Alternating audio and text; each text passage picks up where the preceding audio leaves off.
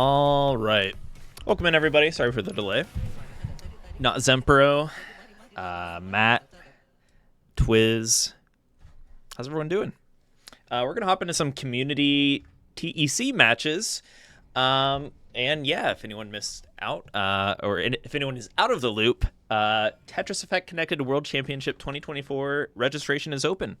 So if you would like to register, be sure to head to tetriseffect.game/tournaments. And yeah, I think we were already close to, or I actually haven't looked at the registration number in a minute now, but I would say close to or over 100. I need to check.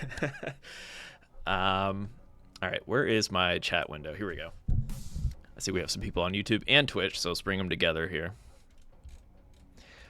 Slight delay, yes. Master mode music, we can make that happen. All right, let me pull up my Discord here, and yeah, we're gonna have some connected verses to start off the stream. We're also gonna host Tetris Forever gameplay later. Before that, we're also gonna have a Supershocky versus Ferox show match and Trifecta go through the 1v1 modes.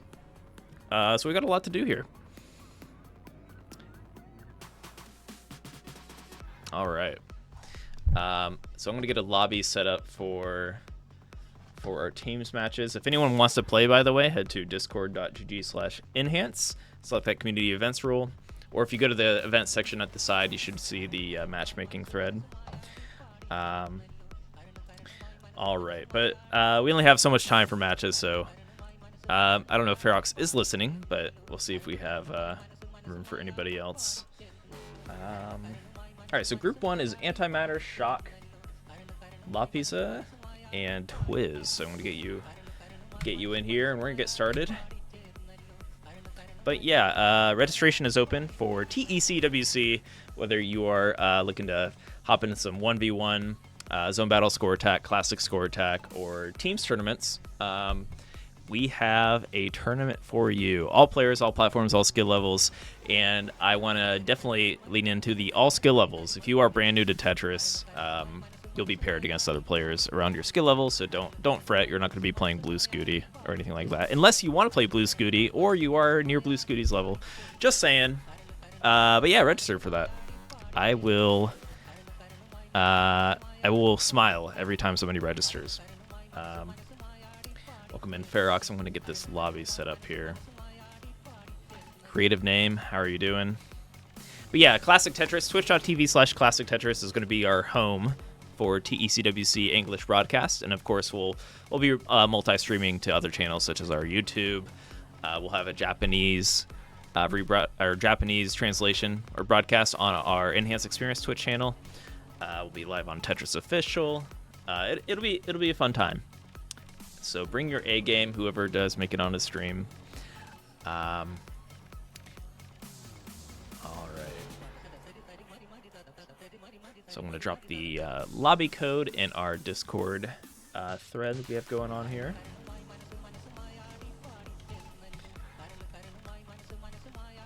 Oh, that is not the lobby code. There we go.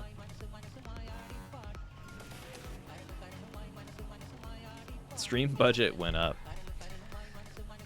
And yeah, we will be playing Tetris Forever later. It comes out November 12th. I believe it is on just about every gaming platform out there. I personally will be playing it on Steam. But yeah, I know it's on the Switch, Xbox. Check it out. I think if you type in that command on Twitch here, Forever, it should link you to their, the Tetris Forever page from Digital Eclipse. And yeah, you wish list it on whatever platform you're on. It should be pretty cool. It's like it features a bunch of like what I would call like lost or forgotten games, like the MS-DOS version and stuff like that, electronica version. It also has a new Tetris Time Warp thing, which I'm sure I'll be showcasing a lot over the next few weeks, and I want to see if we can get some multiplayer matches going for that. Tetris Forever. Welcome in, Falkite.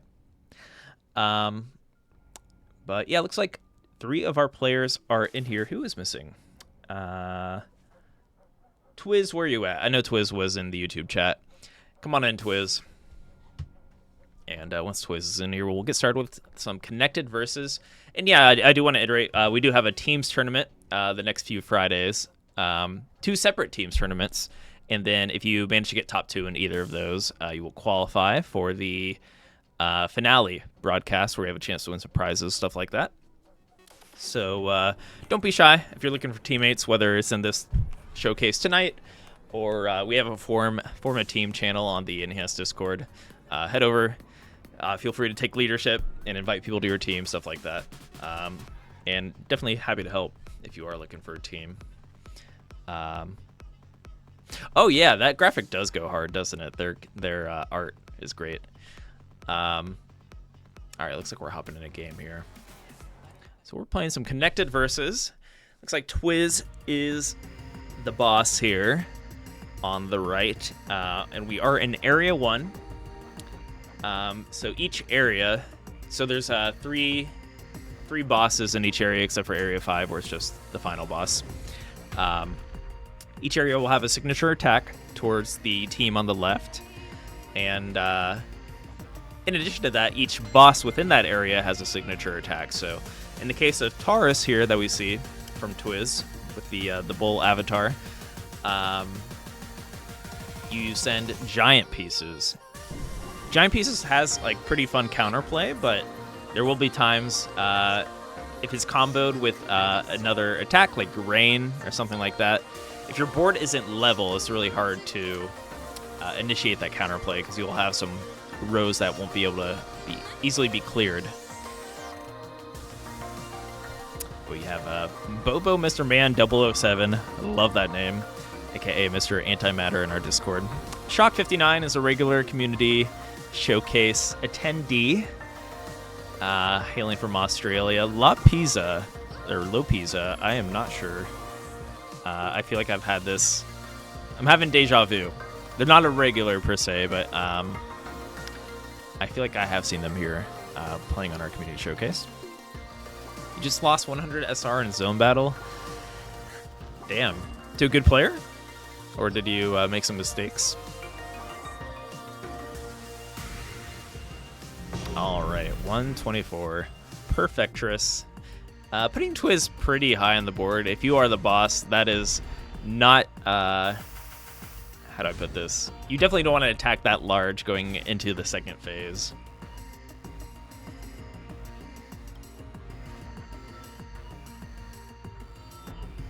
Ooh, look at that giant eyepiece for Shock.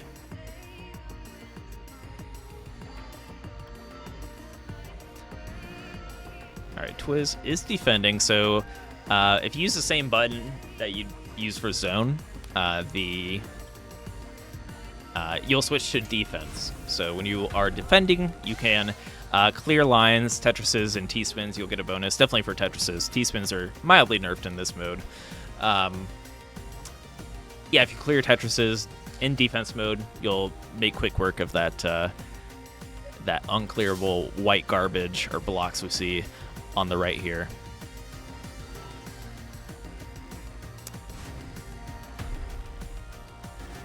So everyone I see here in chat, have you registered for TECWC?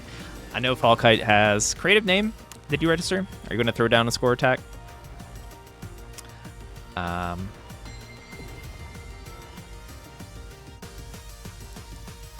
right. So we have a 2-player zone. Rest in peace, Mr. Antimatter. So 2-player zones can be hit or miss. This could be a huge break for Twiz if Twiz gets in a nice amount of defense to make the double or the 2-player zone work. You have to move pretty quickly, ideally from the bottom too. So for context, I guess the overall zone power is dampened a bit if you are not 3 players when you are in this team zone phase, but you can kind of make up for that if you move quickly or if you get a curve tris or a 20. It is a little bit easier to get an ultimate tris, for example, when it's a 2 or 1 player than it is for 3 players. But Twiz manages to get out barely, playing from the very top, defending so that they can likely begin clearing. Oh, I think likely one of that square to the left. Welcome in Coffee and Tetris. Registered for Score Attack and Classic Score Attack. Very nice. Yeah, Classic Score Attack's a bit different this time around. So we will run it in the enhanced Discord, kind of similar to, I don't know if any of you participate. Well, I'm streaming to Classic Tetris right now, so I'm sure some of our viewers participate in the community tournaments, but players typically will like schedule matches in the Classic Tetris community. And yeah, so we'll be trying something a little different there, scheduling matches in the Discord. I guess we did do that for TECWC 2022, so think of it similar to that, but yeah, brackets a little bit smaller than 2022, most likely, given the changes in tiers, stuff like that.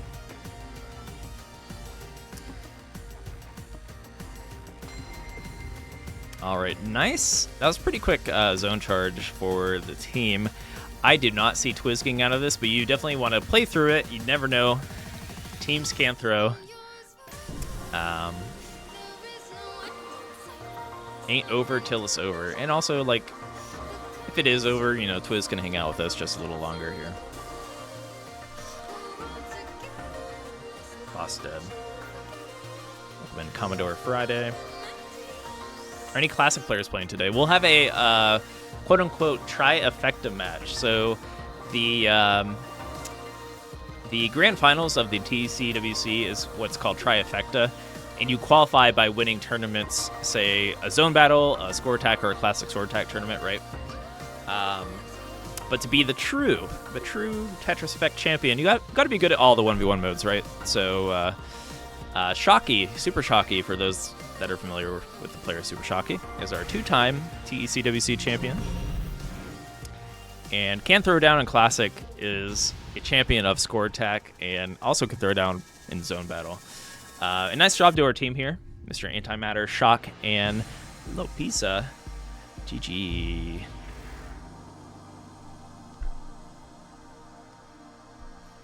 So yeah, we'll see every multiplayer mode today.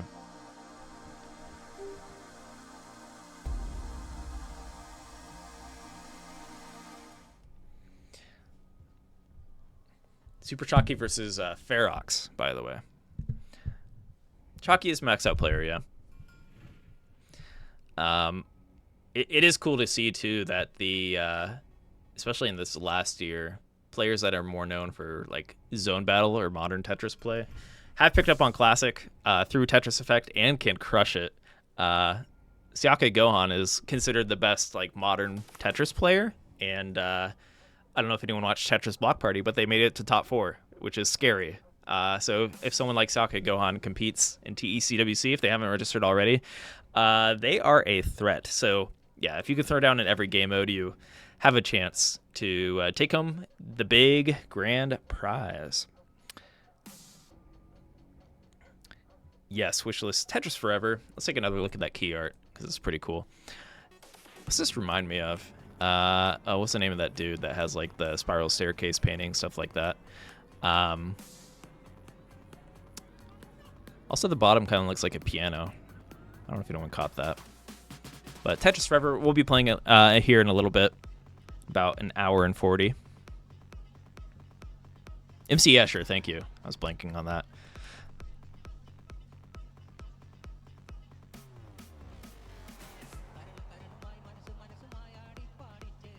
All right, looks like our team is kind of mixing it up here. We're going to see a different boss.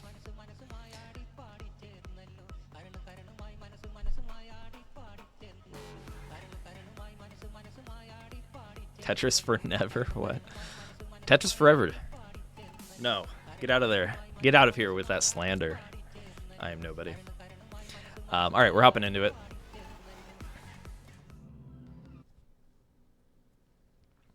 And yeah, we'll have some community matches the next few Fridays on here. We'll have team tournaments next few Fridays as well. So you'll see a lot of Tetris Effect the next few weeks. All right, let's get rid of my face. Bam.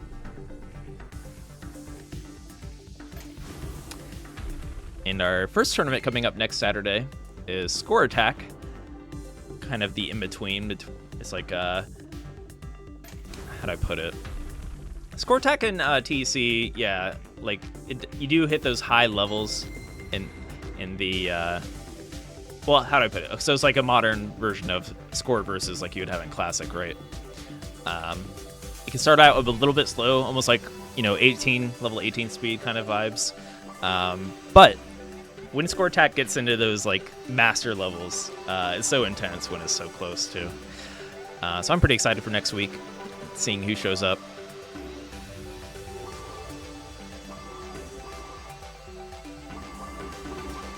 And then the following weekend, we'll have a zone battle, and then we'll have the classic score attack stream around Thanksgiving, the Thanksgiving weekend. So in about 3 weeks before our finals in the following week. So a 4-week extravaganza. Team's doing a good job here, working together.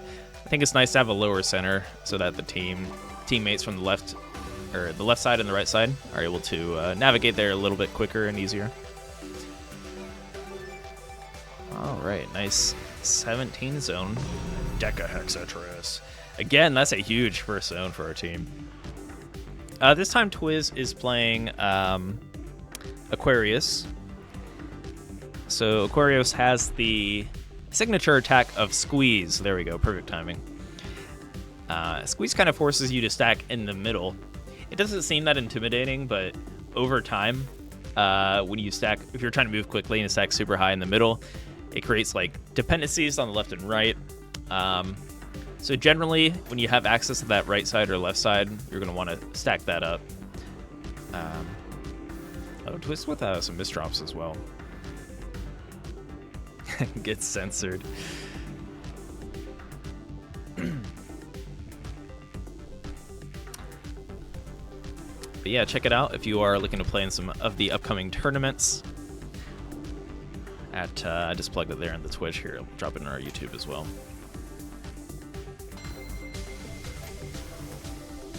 Got some new sponsors this year. So, of course, Digital Eclipse with Tetris Forever. Atmex and Hyperkin are back. Red Bull. Get some, we have some support from Red Bull. Power Bears. I think that's it. And, of course, the Tetris Company. But, all right, so 8 lines in here. I think TECWC is in for a world of hurt.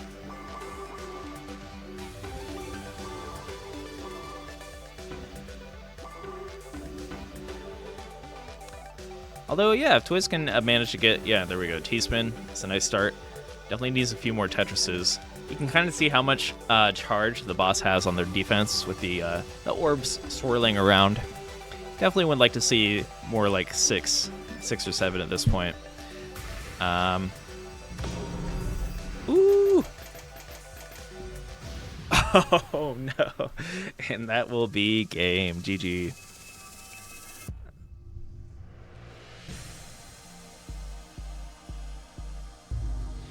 GG.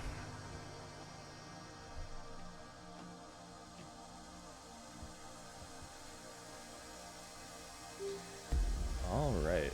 What is our time at? I think we might move into our second group here, so thank you guys for playing. Who's at our next group? So next up we have Grasspelt, Solil, Nobody, Numbers, Policy, and Espion. There's some really good players in there. But yeah, group 2, you can begin to hop in. We'll do first come, first serve, then swap following that. Ferox, if you're listening, if you want to ping the players. Good chance that they are in the Twitch chat listening already. TECWC, you'll have that. This is a pretty good team, though. They were hitting 17 plus every time in the zone. But yeah, when you get those misdrops as boss, you can feel it.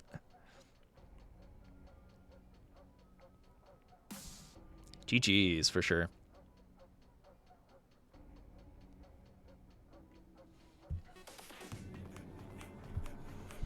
All right, looks like we have Solil, Numbers, Grasspelt, and Nobody in the lobby. When you all are ready, I'm ready.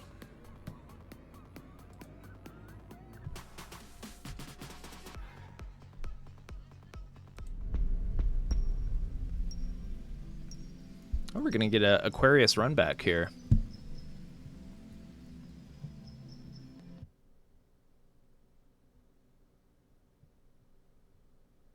I don't believe you.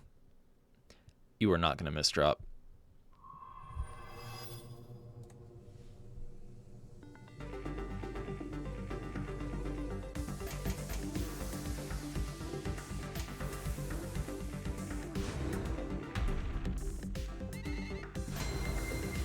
All right, nobody is schmoving, sending an attack, but the team's also pretty quick here, so we're going right into our first zone.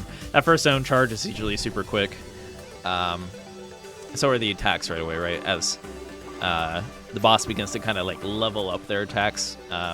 They start out pretty weak, even though they are triggered more easily. Shock, that is what I like to hear. I did not pick Shock to say that, by the way. Shock saying, I am going to go register for TECWC now on start.gg exclamation point. Shock, you can give me your PayPal following the stream. Thank you for your support. All right, so team moving pretty quick.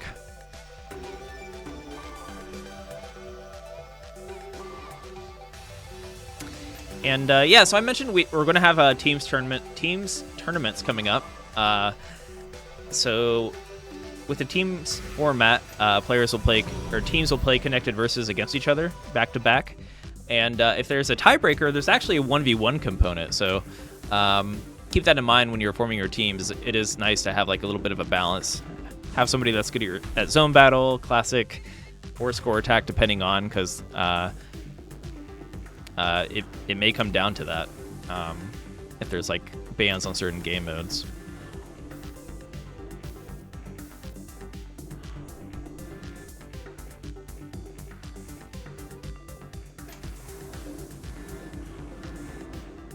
Nice defense so far for nobody.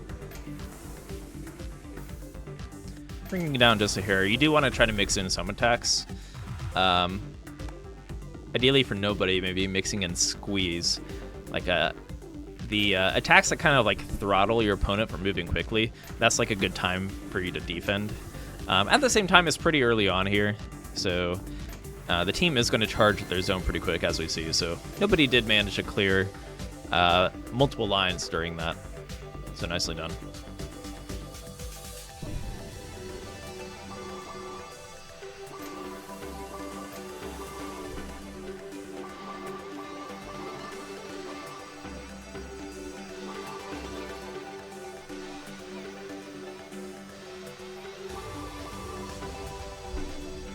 Anybody have any plans for here in the US and in Canada as well? There is a 3-day weekend. I don't know if everyone's going to be celebrating a full 3-day weekend, but 3-day weekends are one of my favorite things in the world. That extra day goes so hard, I guess.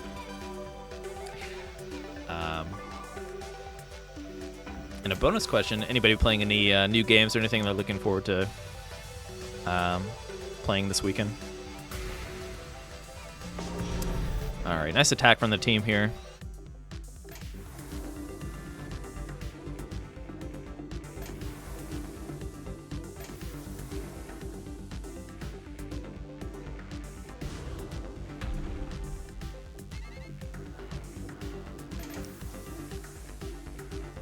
Oh, creative name.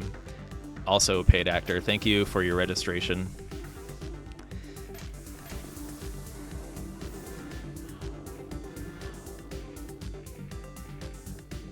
Thank you for your service. This is an interesting situation. So nobody is defending a bunch, and the team already is so far charged here.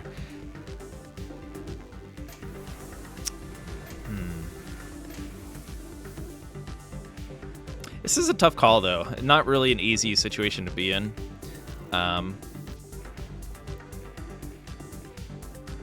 Yeah, just gotta be careful not to defend so much, just because if you don't get any attacks onto the team, they're gonna be schmoving, right? So it's almost like it's a double-edged sort, or how do I put it? You want to consider that, because sometimes just defending the whole time allows a team to it's counterintuitive or counterproductive, right? With that being said, that was just a tricky scenario altogether for nobody.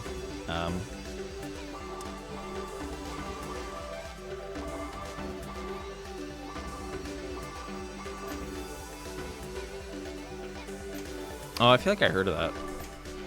Never did check that out.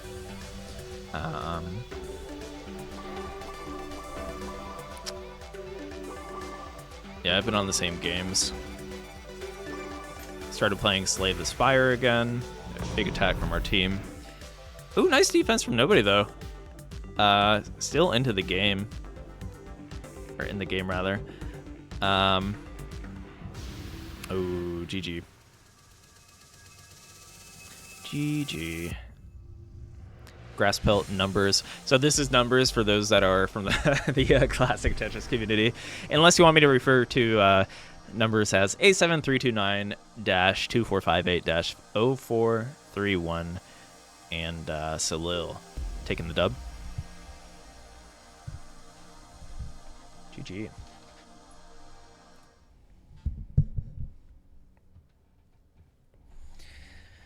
All right, so our... Oh, okay, I see. Ferox made another group. In that case, we can keep playing, I think.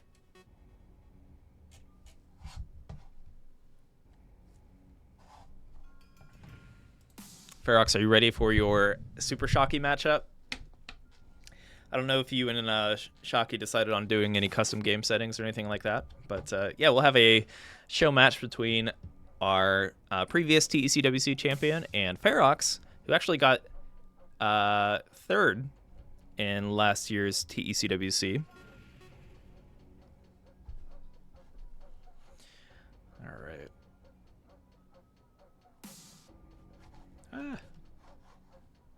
There we go.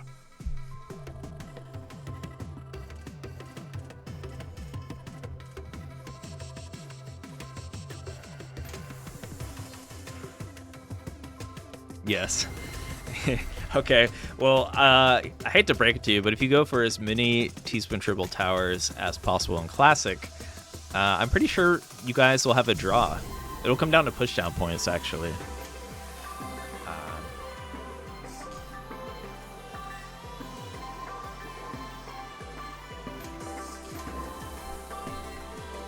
Team moving along. This time we have numbers on the boss. Numbers, keep your eye on numbers. Pretty fun to watch. I can tell Numbers has fun when they play Tetris. They're just finding clever T-spins. Not necessarily the fastest player on the block, but yeah, extremely efficient, can throw down. Nice creative stacking. You know who Numbers reminds me of is Misty. Never really drawn that comparison. Misty also stacks kind of like that.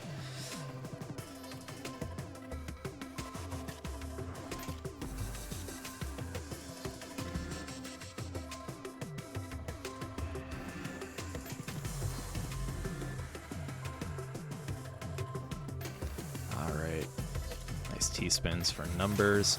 So here's the thing, in Connected, Tetrises are actually worth more than T-spins, unlike Zone Battle. So generally, moving quickly, moving fast, getting a lot of Tetrises is a good way to play. However, with that being said, even though T-spins are nerfed mildly, they are still, in the end, very good. And if you mix them in, yeah, the best players are still going to find ways to get multiple T-spins with that one-piece preview.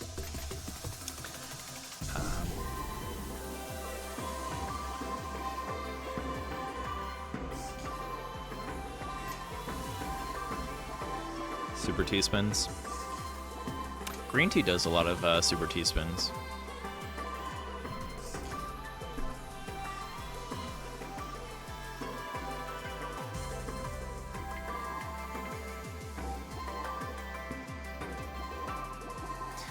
Numbers has a lot going on their board right now. See if Numbers can bring it down, because this team zone's about to finish. I think numbers can defend if... Oh my god. Still stacking a T-spin. Oh no, what? Oh my god. Numbers, that was the most greedy Tetris I may have ever seen. There's a Tetris waiting for you. And they're about to finish the zone.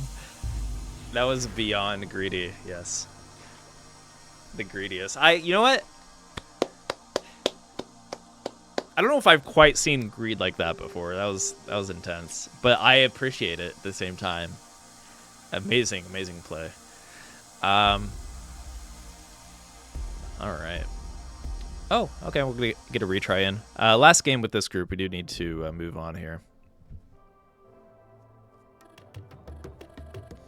So group 3, be ready. Policy, SB, and Mr. FAQ or Nokino.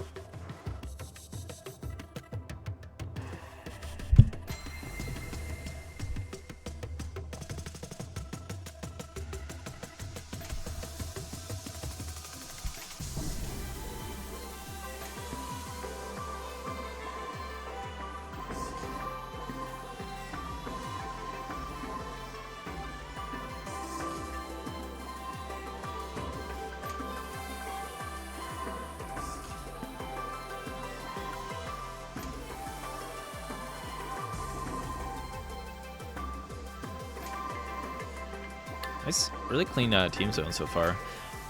A bit lower in the middle, but like I said earlier, if you have a lower middle, it can easily fill that in, as both players can navigate to that center. Although grass felt, I don't know if that was intentional, kind of walled off just a little here.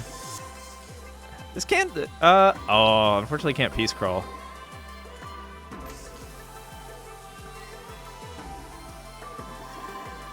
Nevertheless, we got an 18 attack. Perfectress from the team. Numbers, what is going on over there? We got a lot of misdrops for numbers. Look at that, we got a nice combo down stack though. All right, so numbers is playing as a boss from Area 3 and has chose Ares. Yeah, Ares is I think considered lower tier in the community. You can get some devastating attacks if timed correctly, I suppose, with the invert. So it'll invert the board from where any blocks are placed will have no blocks, and where blocks are not placed will turn into blocks.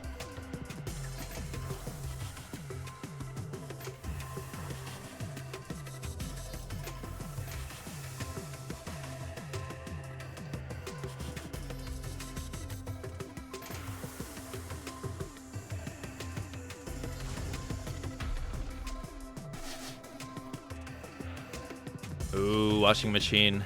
Nobody does not go for it. Alright, team about to enter zone. So numbers is at a survivable height here, so we'll see if we can get a strong defense out of numbers. If numbers can mix in a lot of T-spins properly here, like, yeah, so far so good to set up for a strong defense. Team is kind of moving along. I can hear the, even if I'm looking at numbers, I can hear the sound effects of the quick moving team.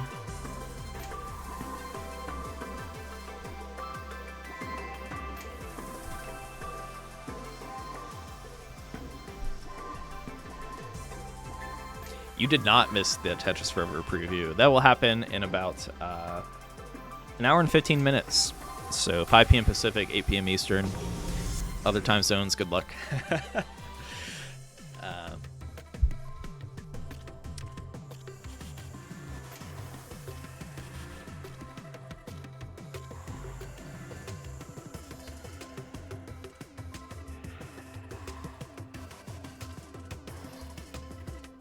All right.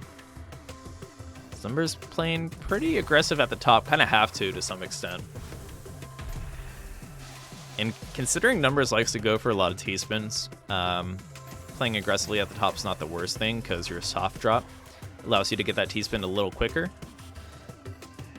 Instead of having to drop all the way down, you could just drop, well, oh my god. managed to get the T-piece in there. Team's moving quick, too.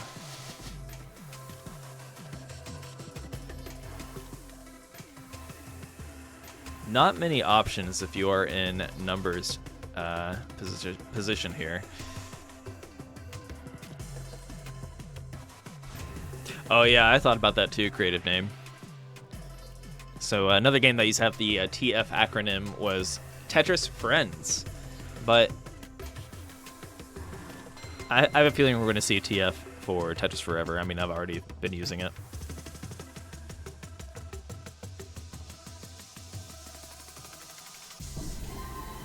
Tetris best win.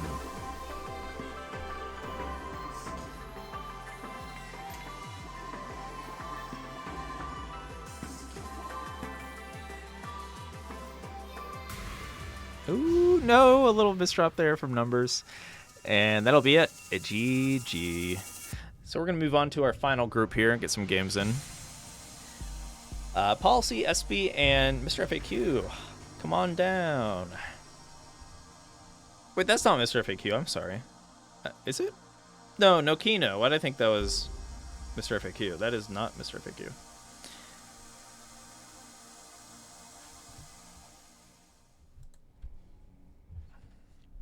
Has anyone found any teammates for the connected 3v3 tournament?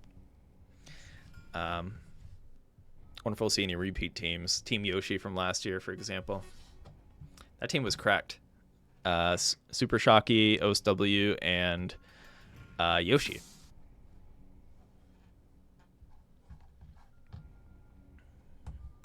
I haven't seen Yoshi playing in a long time, though. All right, looks like Policy is in here, SB is in here. I guess we'll have one more slot if anybody else wants to hop in.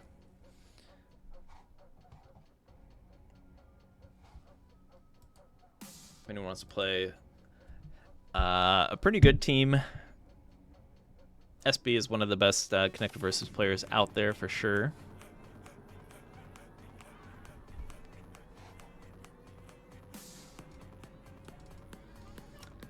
Or if Ferox or Supershocky, if you're lurking, feel free to hop in.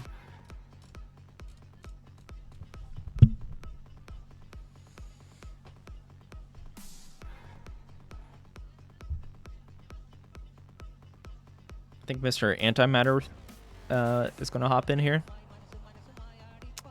Feel free. I know we have a bit of a skew in skill level here, so feel free to use nerf buff or make it interesting somehow.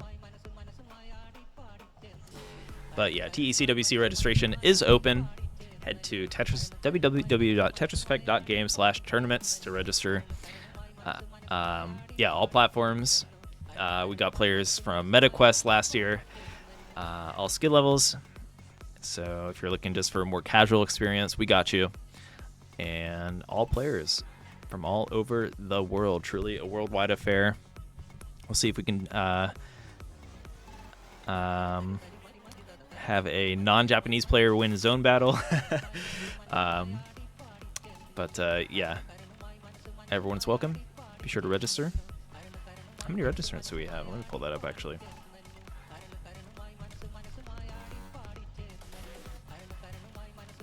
SB is doing nerf -2. Interesting. Oh, we have 127 registrants. Awesome.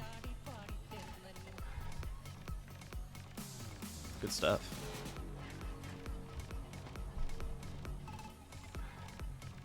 All right, so SB on nerf -2 as the crab, aka Cancer.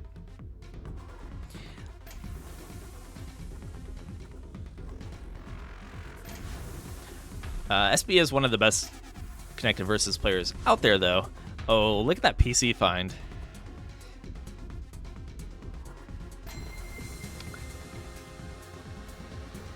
Nerf -2 is quite significant, though. Am I wrong? So SB is using the in-game handicap system to kind of throttle their attack power, as they are a bit more experienced than our team on the left here.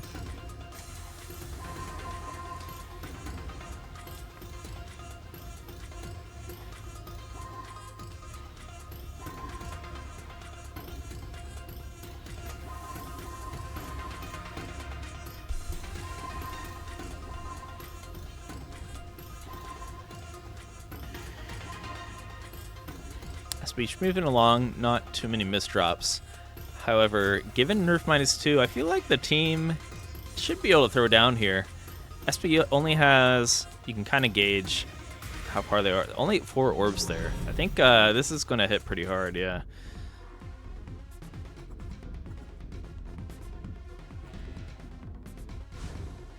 So SB intentionally not using the Tetris there to... because if you use a Tetris and you're about to charge an attack, or it's almost in a way wasted. Sometimes it's nice to go for singles and doubles if your attack gauge is already just about there.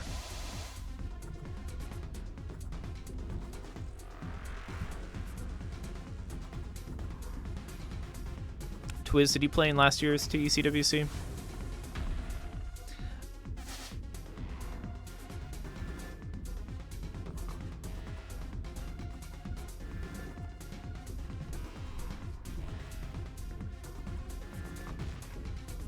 Oh, you didn't even own the game last year. Okay, yeah, I didn't recall. Well, you should give it a go.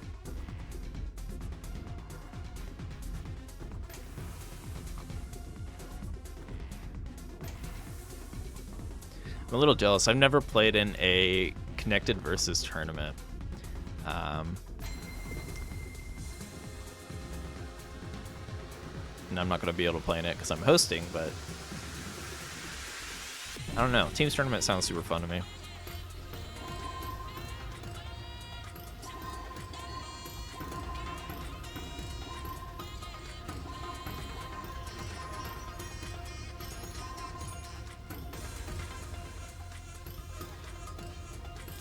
You know what's nice about teams tournaments as a TO is that just about every team that registers will show up on time. I guess other team members hold each other accountable to some degree. That was a nice thing last year. Just about every team checked in.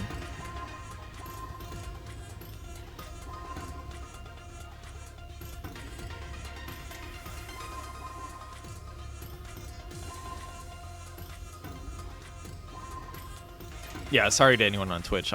We do have we are live as well on the Enhanced Experience YouTube page. Oh man. SB is trying their best. So when you use that nerf -2, that's pretty significant. Compounded with these misdrops, I struggle to see SB coming back from this, but it is SB. It is SB on, so we'll see what happens.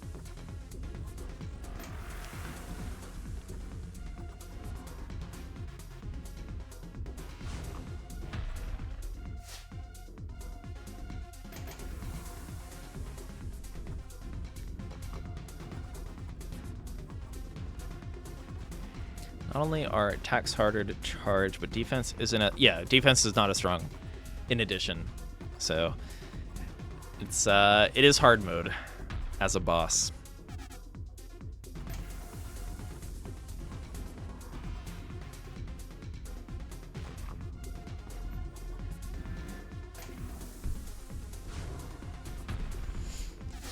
Might have time for one more game after this, and then is Supershocky around yet?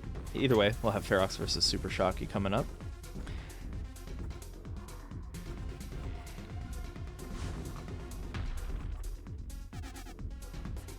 And Ferox, I don't think we'll do a full, how do I put it?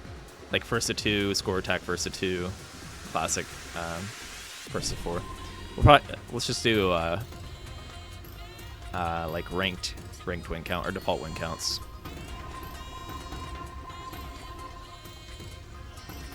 Then if we have time, we can do a bonus match. Oh, I don't know if that was an accident or what, if SB could have managed to get out of that, but quick. Tetris, 7 line clear from the team there. GG. I love this version too, Marie. You know what? This is a great version of Tetris. Tetris Effect connected, available on just about any gaming platform near you.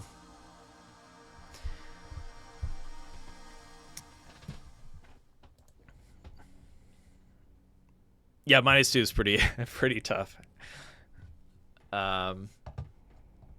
SP could do -1 maybe. Yeah, I like this. So SP is going to try a -1 Leo. Or even just take it off.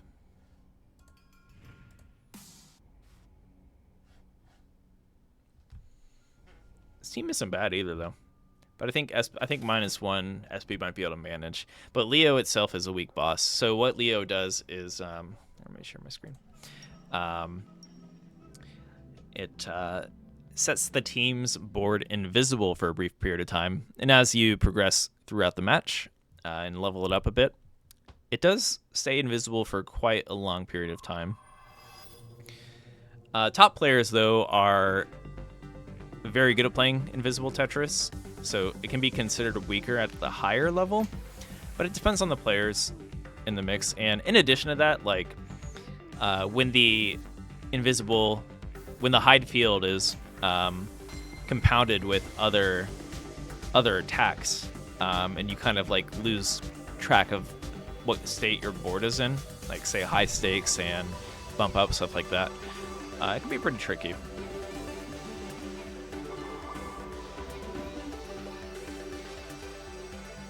Super late to the party. Just discovered this game in the beginning of 2024. You're promoting it now wherever you go? Hell yeah. Placing reviews everywhere. That's what I like to hear. Yeah, it's a great game.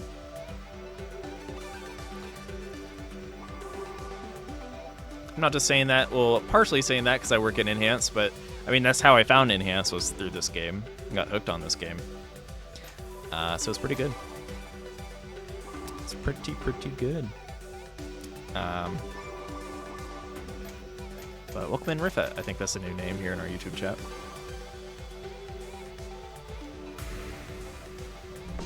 Neko no Kino.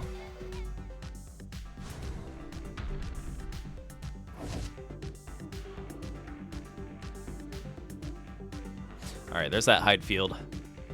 Let's see how good our players are at playing invisible. And with that nerf -1 on SB, seems pretty balanced, because that's like a fairly standard like attack strength from the team. Maybe it would like one more row at least, but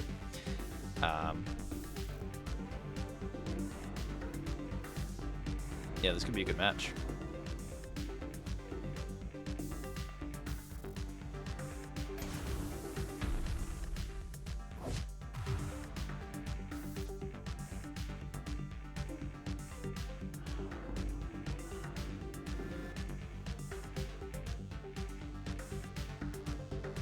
I'm feeling the Area 4 music today.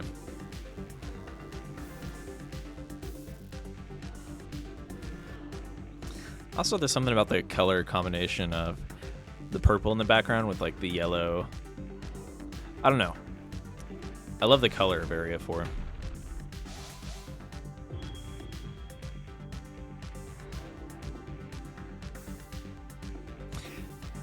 I think Area 4 and Area 3 have nice color because of the Area 2 and 1 are red and blue, which we already have some like red and blue effects due to the player colors. But all right, so the teammates are clapping, trying to clap their way back into this. When you hit your rotation button or key, when the circle hits kind of like the center dot there. So ideally on rhythm, you will fill in your revive gauge here. And Policy, our last remaining player, can go for Tetrises and T-spins to try and expedite the process. So if Policy clears the Tetris, it will fill in a little bit of the revive gauge for the teammates trying to revive here. But yeah, nice survival from Policy. And looking like if Policy can stay alive here, they can get that full 3-player zone. So nicely played, Policy, keeping the team into it.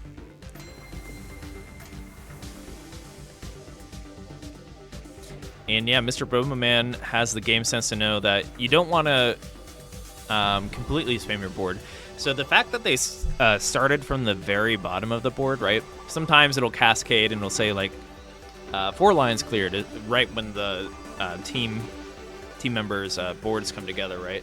If you start from the very bottom, that will amplify your attack. Otherwise, it's dampened. So for the maximum zone attack power, you definitely want to make sure, if possible, if you have a teammate that is still able to stack to the very bottom of their board. Yeah, your goal is to enter a zone from the bottom. And then, like, if you see that one player is already doing that, you can fill in your side, but as long as one player is super low.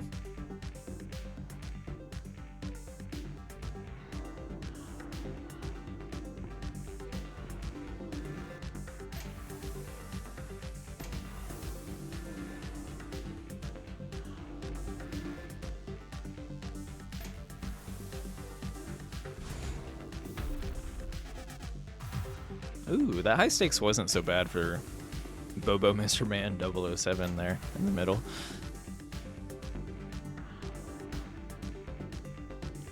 Riffit, are you playing in the community tournament coming up? Or TECWC?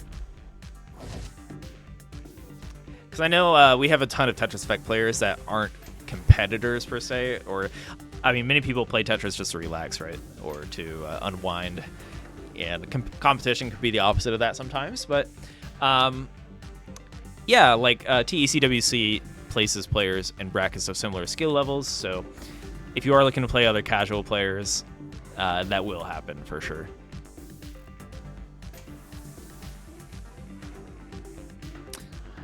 All right, so the team is halfway through the zone charge. SP's bringing this down. I feel like with this nerf -1, it's going to be hard for SP to get the kill.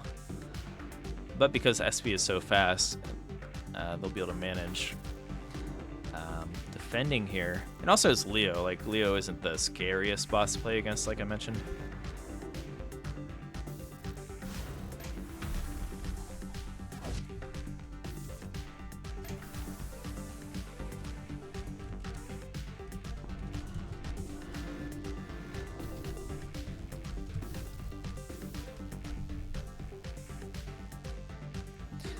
And yeah, on deck we're going to have Supershocky versus Ferox. I'm not sure what our first game mode is. I did just ask in the Discord. No, but I did hear it's for all levels. I just started playing online since recently. Oh, you feel guilty messing up. Yeah, it takes practice. It could be a little bit nerve-wracking. You know, trying to hold yourself accountable. Or try not to let down your team, right?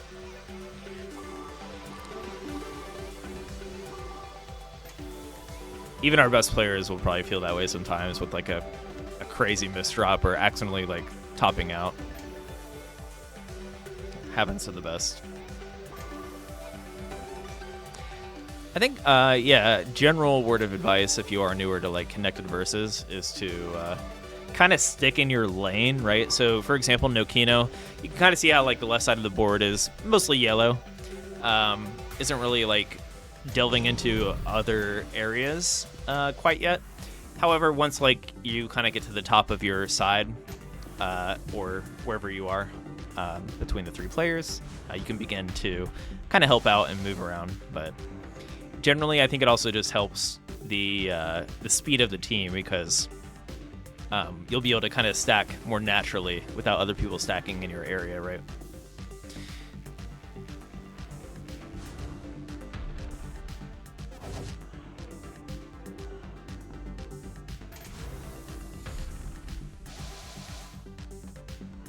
All right then, Ferox, if you're listening, I will make the decision. We're going to start with classic score attack after this.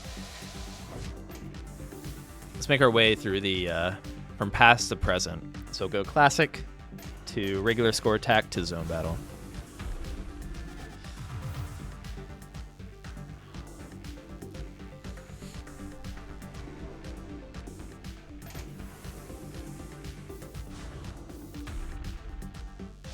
Ooh, SP is putting on some pressure. In that hide field, yeah. Sometimes I'd feel like when it is leveled up here, I say this as somebody that likes playing Invisible Tetris, but yeah, compounded with like high stakes or anything else happening on your board, it can be tough. So Nokina's just trying to stall here and let their teammates revive, which is the right call.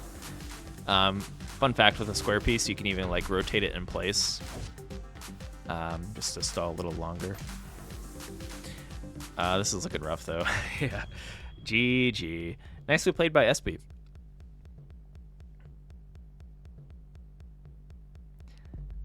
Ferox, you never know.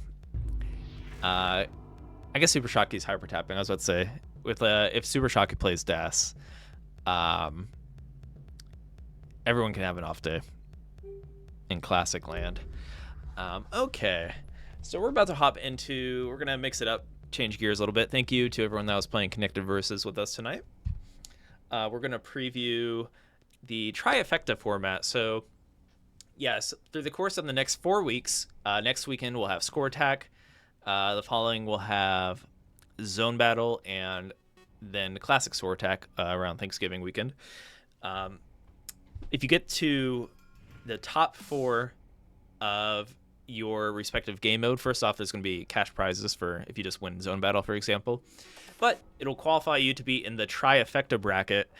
So it'll pit the top 4 Classic players against the top 4 Score Attack players against the top 4 Zone Battle players in this mixed bracket. And you have to play every 1v1 mode, right? So it's like trying to determine the true Tetris champion. It's one of my favorite tournaments to put together and watch, as like, I don't know, I love all forms of Tetris, and I know everyone has their own niche and whatnot, but trying to determine the best Tetris player is always cool to me overall.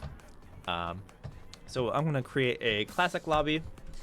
We're going to do a mini set. Typically the set's a bit more extended, like first to 2 or first to 4 for Zone Battle. But we're just going to do first to 1 classic. So hey, Ferox, if you're listening, first to 1 classic, that's anybody's game.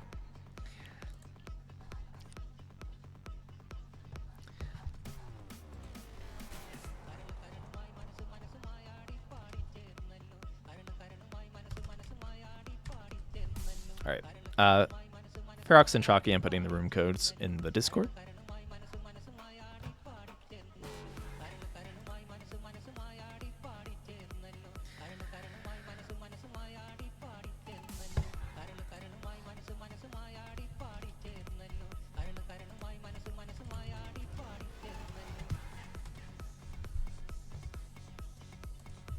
All right.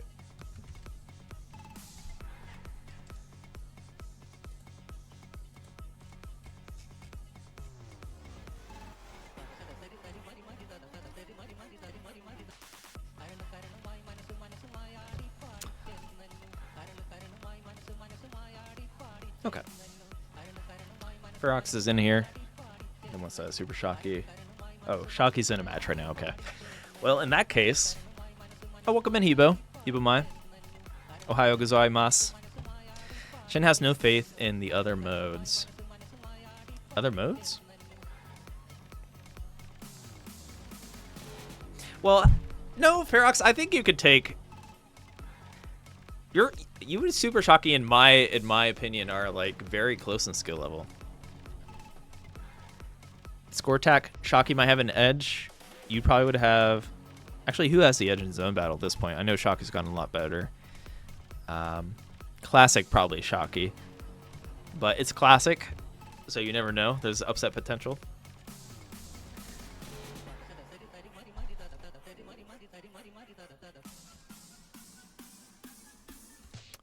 Welcome in, Hibo, though. Hibo Mai, are you going to play TECWC? Hibo Mai is an old-school Tetris champion. For anyone that's followed modern Tetris 10 years ago, Hibo Mai was the best player. All right, looks like both players are in here. I'm ready when you two are.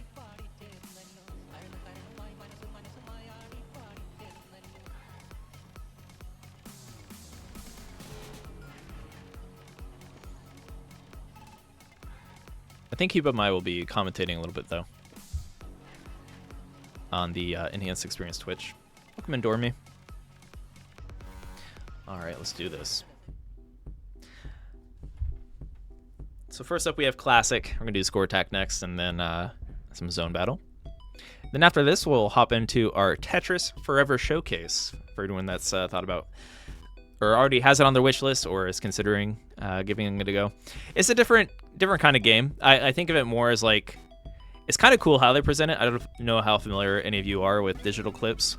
They also worked on what's called the Gold Master series, I believe, but like almost like think of it like a documentary game where there's like a ton of video content and like history that you can kind of navigate through, like the Jeff Minister story, all these like lost games. I don't know, it's pretty cool.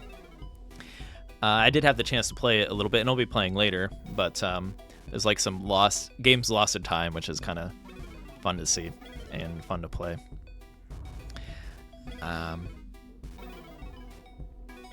Supershock with the Tetris. So Supershocky, yeah, is definitely favored here in Classic, but I always say this, and it always is the case. I mean, of course, you're going to have the super consistent players like your Pixel Andy, Dog, Blue Scooty, Miles, Alex, whoever may be, right? Fractal. But they will have bad games, and there is upset potential at all times in Classic Tetris.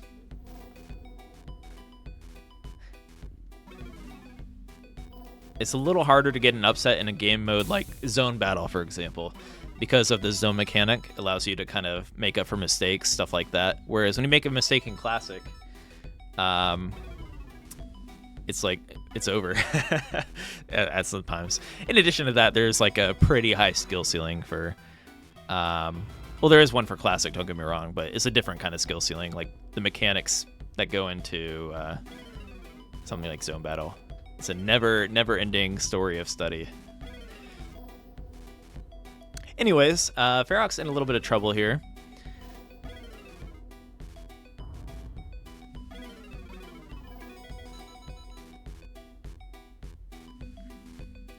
Tetra Boy gonna break out the wallet.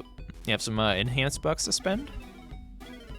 Unfortunately, enhanced bucks are not redeemable on the Steam store. I apologize for that. We're working on that. Maybe, you know, we're in the talks with Valve to get the enhanced bucks supported on Steam, but stay tuned.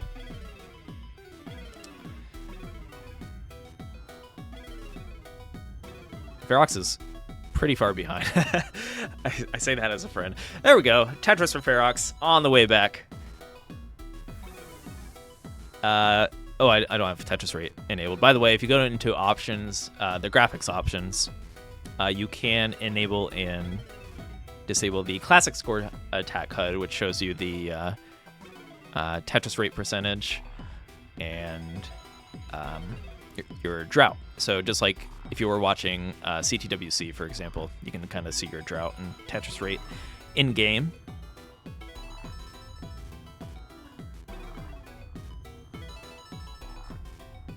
Oh, Riffit, thanks for stopping by. Yeah, it's late there in Holland, but hope to see you in the future.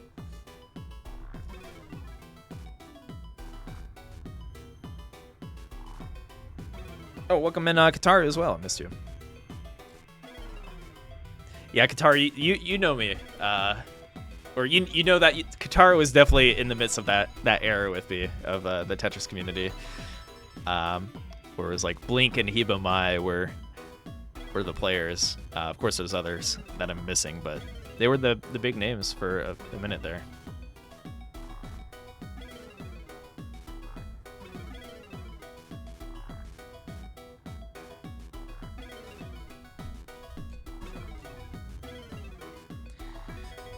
By the way, so there's a chance I may challenge Blink to Tetris Time Warp on an upcoming stream. So, hey, if you are interested in Tetris Forever, you know what we should do is that is a Time Warp, actually.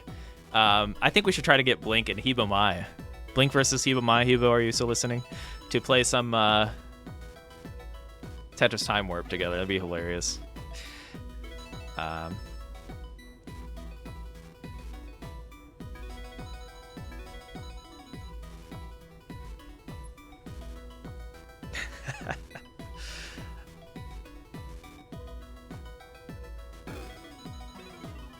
It is pretty cool though. To play like I mentioned, like has the Apple II and MS-DOS versions of Tetris, which I would have never played if it wasn't for a game like this. So it's super cool.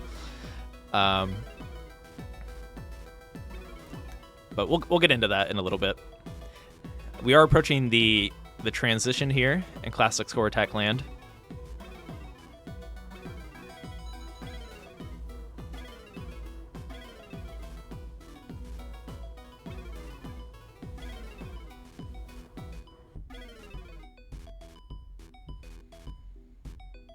Nice. Tetris for Ferox into that transition. I don't know how... I'm pretty sure Ferox is playing DAS. Pretty good control. Doesn't get that T piece over, though. Might have needed a quick tap on that. I don't know if our Tetris scientists in the chat can confirm. But yeah, Supershock with a commanding first game of Classic Score Attack. So Ferox might need to go in the lab on this one. GG's. Maybe I am overestimating your skill in this mode, but I feel like you can throw it down. What's your PB in Classic, Ferox? Am I wrong? Maybe I am overestimating you by a lot. Oh, wrong one. You can throw it down on 18, but unfortunately you had a rough 18 there. Best of 1 Classic. It's brutal. So we're gonna hop into Score Attack. Now this will be a banger of a Score Attack match. This could be like the finals of a Score Attack tournament. It is best of 1 though. Let's hop into this.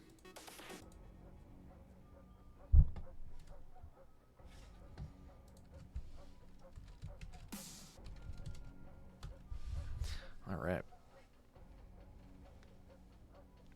Oh yeah, get out of here. 950k. That is good. You're too harsh. It's like when Firestorm says they're bad at Tetris. I don't believe it. In terms of like, yeah. Typically my recommendation, if you are like going to be outskilled efficiency, say you're playing, if I'm playing against Miles or Huff, for example, just survive. Survival is, you never know what your opponent's going to do or if they're going to mess up or anything like that. Yeah, near max out.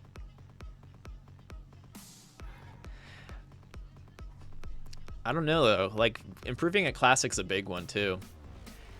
Sakai Gohan got top 4 in Classic in Tetris Block Party, right? So if you're gonna want some points on a player like that, you might want to practice. But yeah, we're gonna hop into Score Attack.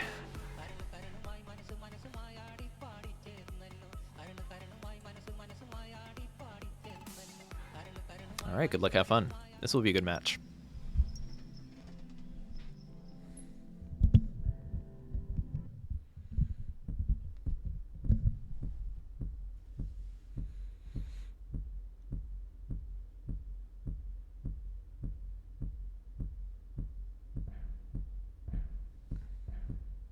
Yes, we have the horse on the right. Shout out to horse avatar users.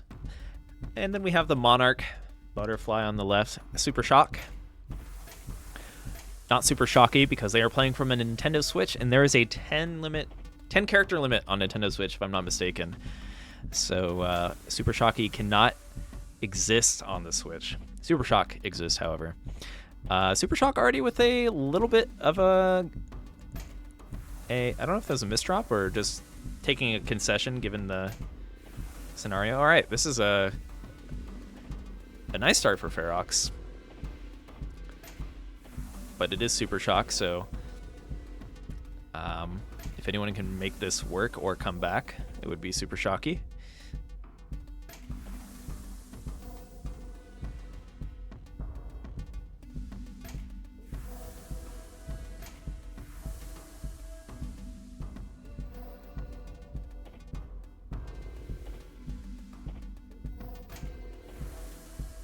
No promo with 6 O's on the Switch. Is he not usually 6 O's? That'd be an easy way to remember promos. 6 O's.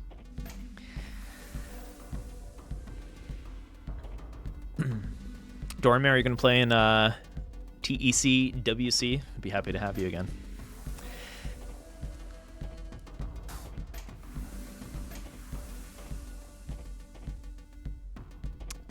All right. I know there's a...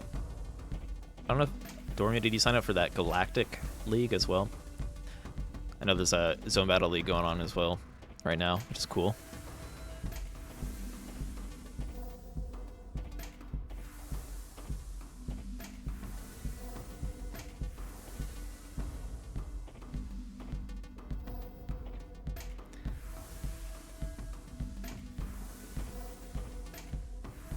All right, so Ferox with a huge lead here, and like not too far off in line count, but you know, Supershock seems to have found the comfort zone of the ST stack, and yeah, there's still a lot of runway here. So Supershock just needs to bring the A game, and we'll see if Ferox makes any mistakes. Almost like classic Tetris, right? In that regard. For any of our classic Tetris viewers, chances are if you have, say you're behind by 100k in classic Tetris, like you can close that gap. I feel like, I don't know if it's safe to say it's harder to make misdrops in score attack, because it's like a different kind of mechanical feel. However,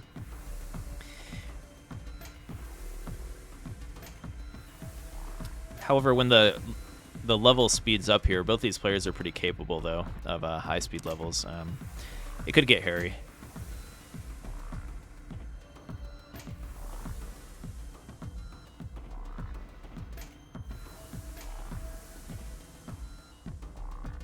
And yeah, in Grandmaster's score attack, you can choose from level 10 to 20. So there is some counterplay if you're against somebody that's like crushing it on you know, high gravity play.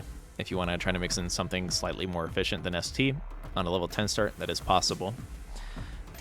We did see some level 10 picks last year, which is cool.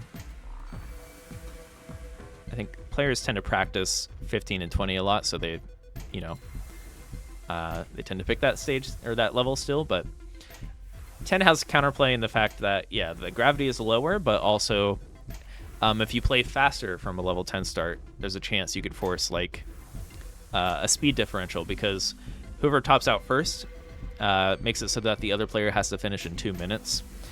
It doesn't come into play too much when it comes to the best players in score attack, but it's something to consider.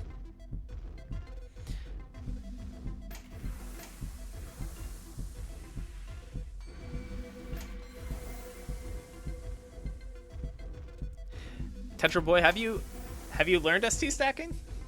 When it clicks, it's pretty satisfying, and there's like there's a little bit of hidden depth to it, right?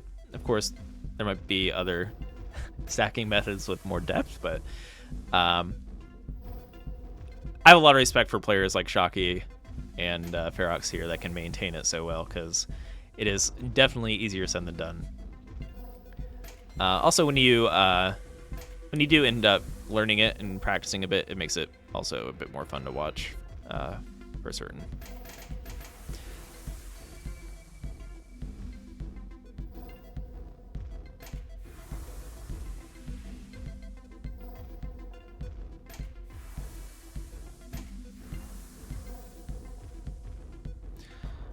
Has Ferox broke back-to-back yet? They must have, because I think Supershock closed the gap a little bit.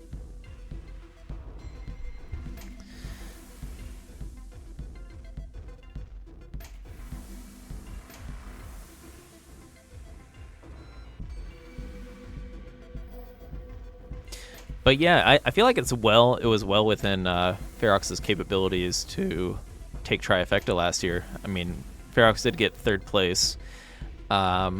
Worth mentioning that it also, like, certain matchups are better for you than others, right? For example, let's see. So Supershock might be less would like to not play somebody good in Classic. Because Supershock gets a lot of points on the score attack and zone battle players in Classic, right?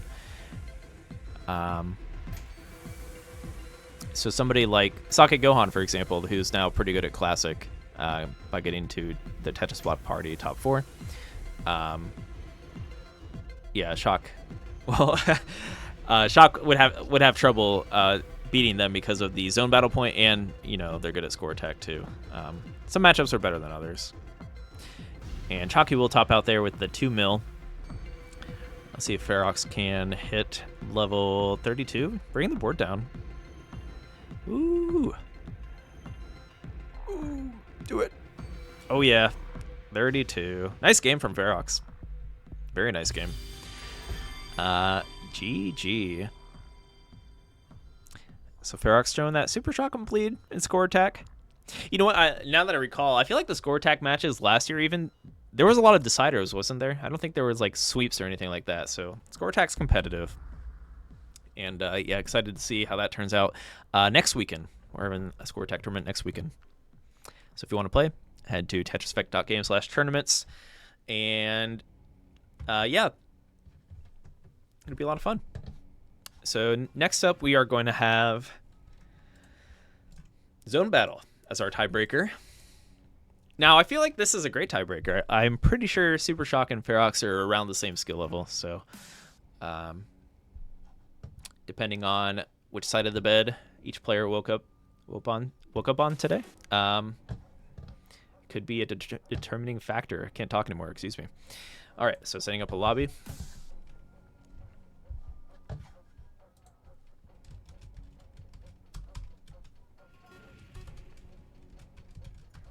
And after this, we'll be taking a little bit of a break to get our guest set up for the Tetris Forever showcase.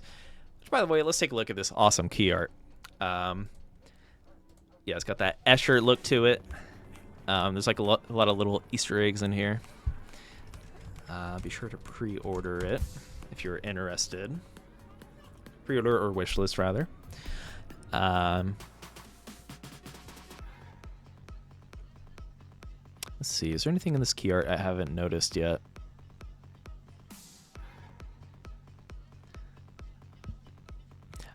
I thought the bottom looked like a piano there. Oh, it's got the bomb list blocks. It's on multiple platforms, Tetra Boy. If you check out the link that I just shared, I know it's on like Xbox, PlayStation, Switch, Steam, probably some others. Probably like the Tetris Effect platforms. We're close to it. All right, so we're going to hop into the zone battle.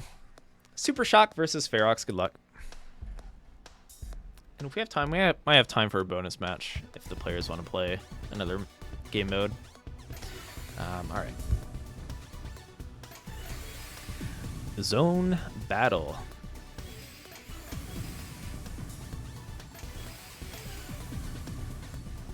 And yeah, I'm pretty sure these players are quite equal in skill.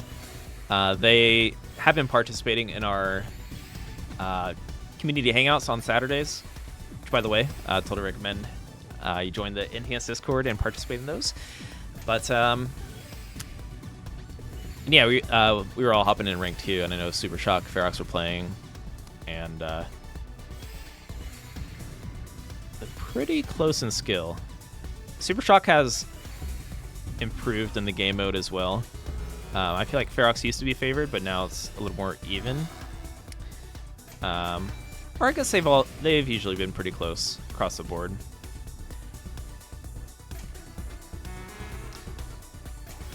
So we'll see how these two players are going to be able to get an edge on each other. Ferox super close to a curve set up there. Tried to fish for it with the higher left and right there. Nicely done.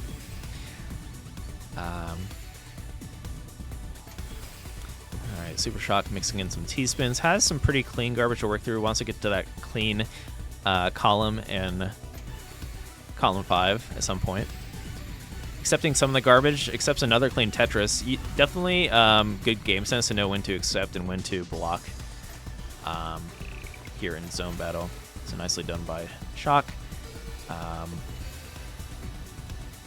believe this is... Did Shock zone before? They might have zoned actually before phase 3. Pretty sure they didn't, but they had a really clean board, so they were able to work through it.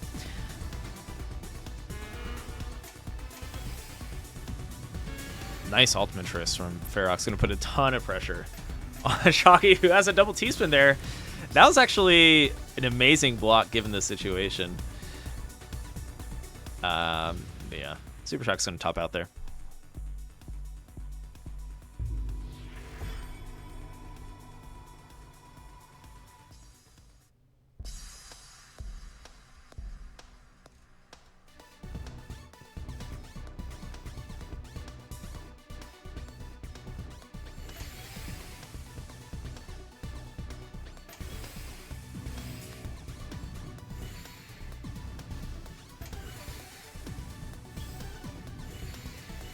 Alrighty.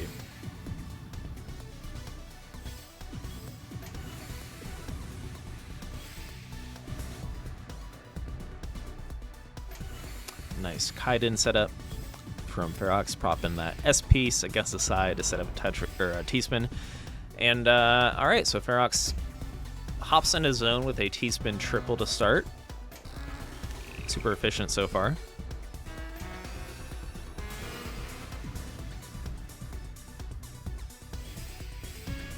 Nice 20. Oh my god, that might not quite kill Supershock. Ferox is coming out swinging here in zone battle. And, oh, does Supershock have another? No, that will be game. GG. In our mini trifecta match, Ferox is the victor. You two are welcome to run it back, though, if you want. We have some extra time here before our showcase. We'll take a break in about 10 minutes. GG's.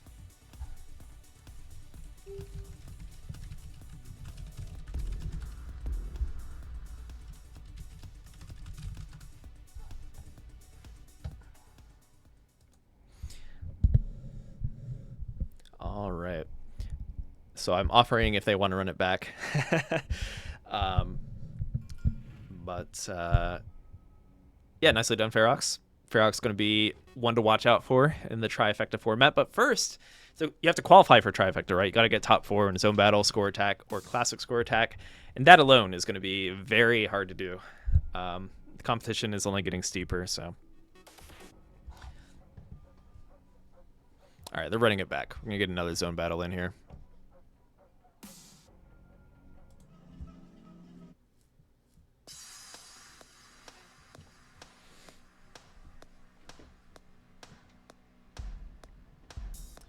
I'll play you, Ferox, if I'll play the winner. I don't know. We have to kill 15 minutes of time.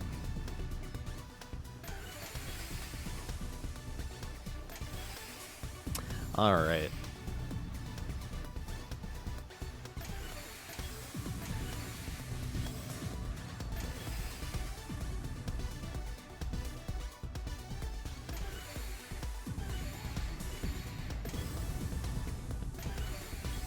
Yeah, both these players have improved a lot in zone battle, which hopefully will bode them well when it comes to the trifecta.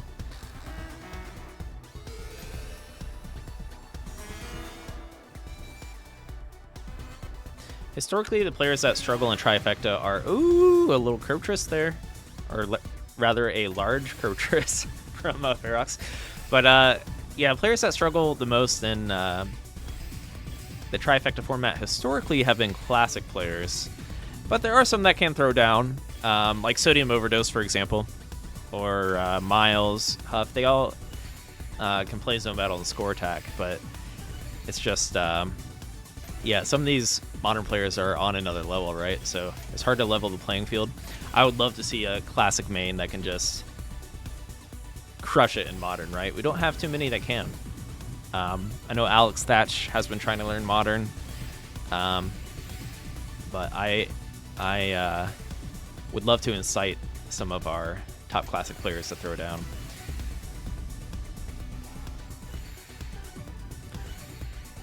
Right now, I feel like it has to be probably Sodium that can make the longest run in trifecta, just on first thought, but depends on the opponent as well.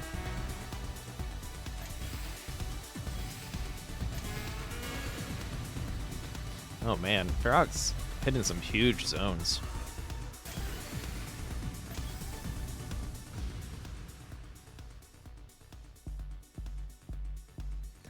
Nice. 119, 108, 116, 92 for Supershock. Yeah, still hitting 90 plus for Supershock, but Ferox is bringing the A game here in zone battle.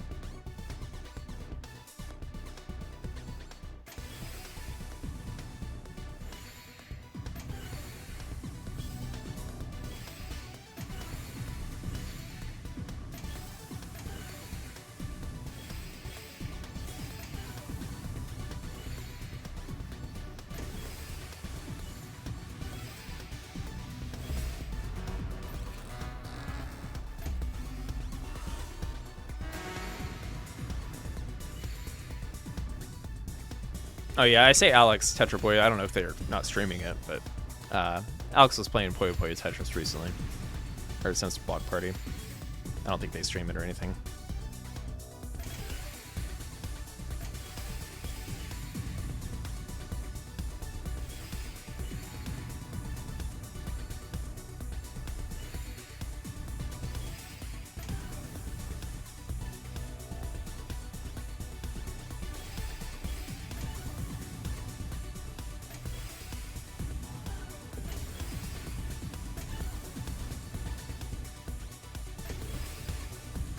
Alright, so Ferox sitting on this max zone. Has a Tetris ready. A little bit high here. Not going to want to zone right away. Typically, yeah, before you zone, you want to bring your board down. Kind of like a tricky situation. If you see that your opponent is in a position like Ferox is, you can try to accept garbage and apply pressure further, right? That's all you can do when your opponent's in that situation. But Ferox managed to get out. Sitting on that max zone, does decide to trigger it. A little bit of a misdrop there. Going to dampen the attack power a little bit. But, yeah. Supershock also entering his zone. Also, shout out to Ferox for using the customized colors. The way that Ishihara-san intended. The blue blocks. I can't do that, but respect. I can, but I'm speed nerf for sure. All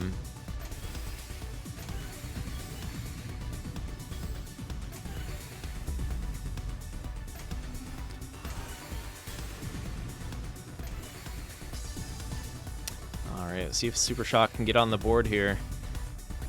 Yeah. GG's. Ferox just looking really clean today in zone battle.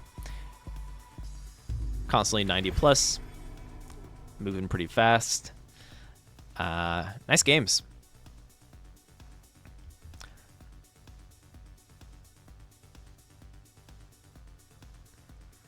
But yeah, these two players are pretty even when it comes to trifecta. I feel like, well, Ferox might have a slight edge in zone battle, as we see here, and Shocky and Classic, so it comes down to that score attack, which they're both absolutely killer at, right? So if those two do go head-to-head in trifecta, it's going to be a great match. Oh, we got a raid? Oh, I do not have my events pulled up. Who raided? Welcome in. Let me check. Oh, monthly Tetris. Welcome in. Am I talking to Van Dweller? Am I looking at Van Dweller? Is that you? And the other side of the camera? Welcome in. But yeah, we're about to actually, well, we might take a break here in about 7 minutes to get ready for a Tetris Forever showcase. So yeah, stick around if you're interested in what Tetris Forever has in store. All right, so, and also take a look at this beautiful key art. I love this key art. It reminds me of like the Tetris 1989 or the NES key art, which I actually have right next to me. Let me pull it up. Reminds me of this. Where is it? This guy right here. Definitely inspired, I would guess. But The Soviet game sensation. Your pulse quickens. Beams, boxes, zigzags, and L-shaped building blocks drop relentlessly down a narrow passage.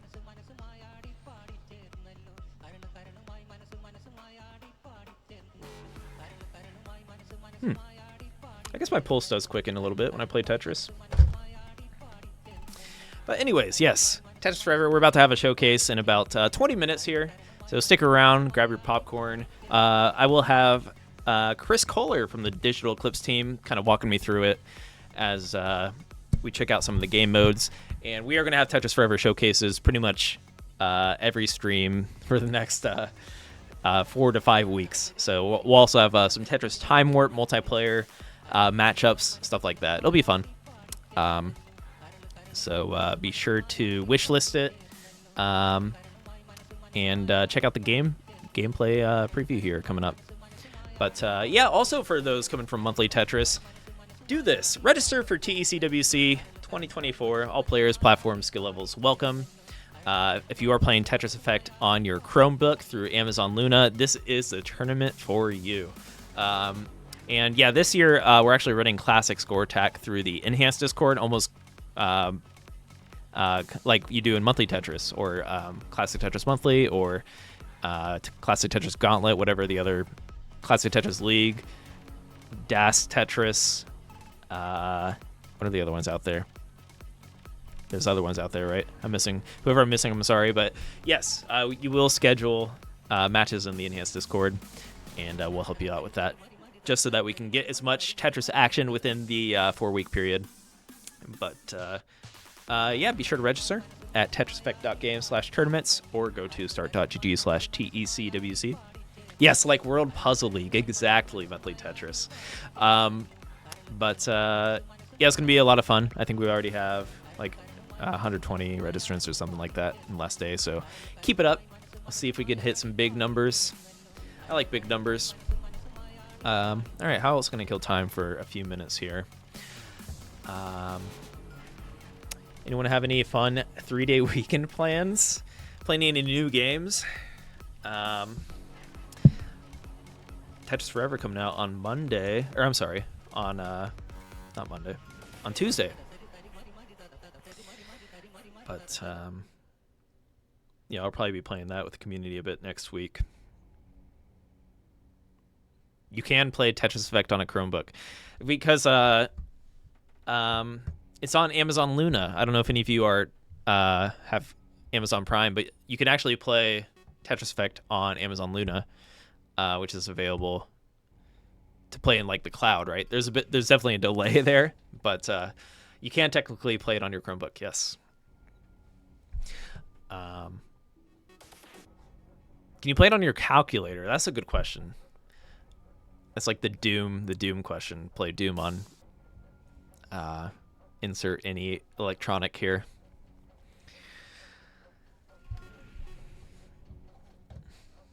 But okay, I think I'll just go ahead and take a break.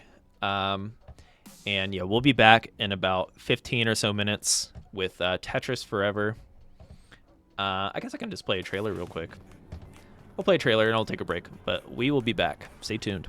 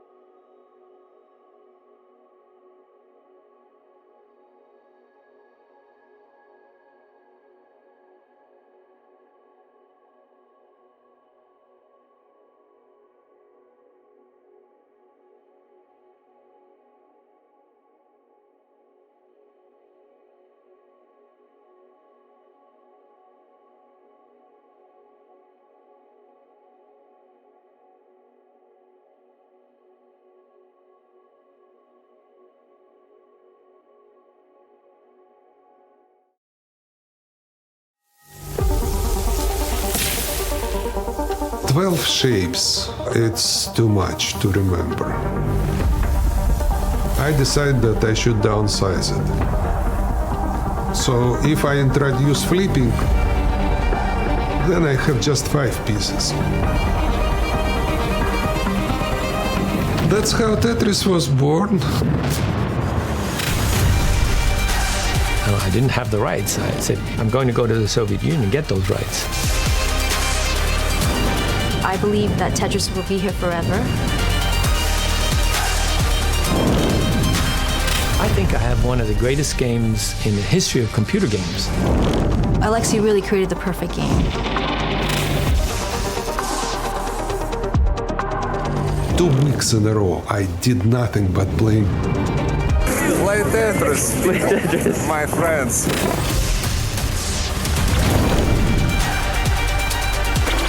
Tetris is inclusive and it appeals to everyone. Every place was sold out, and every place was clamoring for more. We're always trying to figure out what is the best way to keep the core game of Tetris. Nobody thought this game was going to last forever.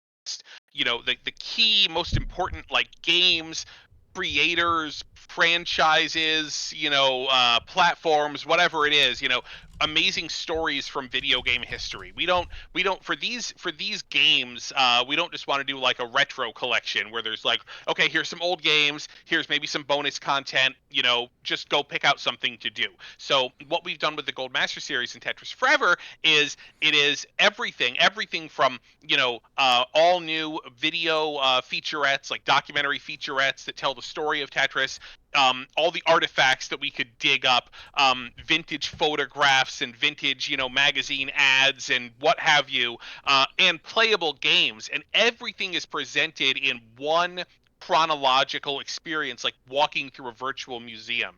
So we're not just saying, like, here's a Tetris game.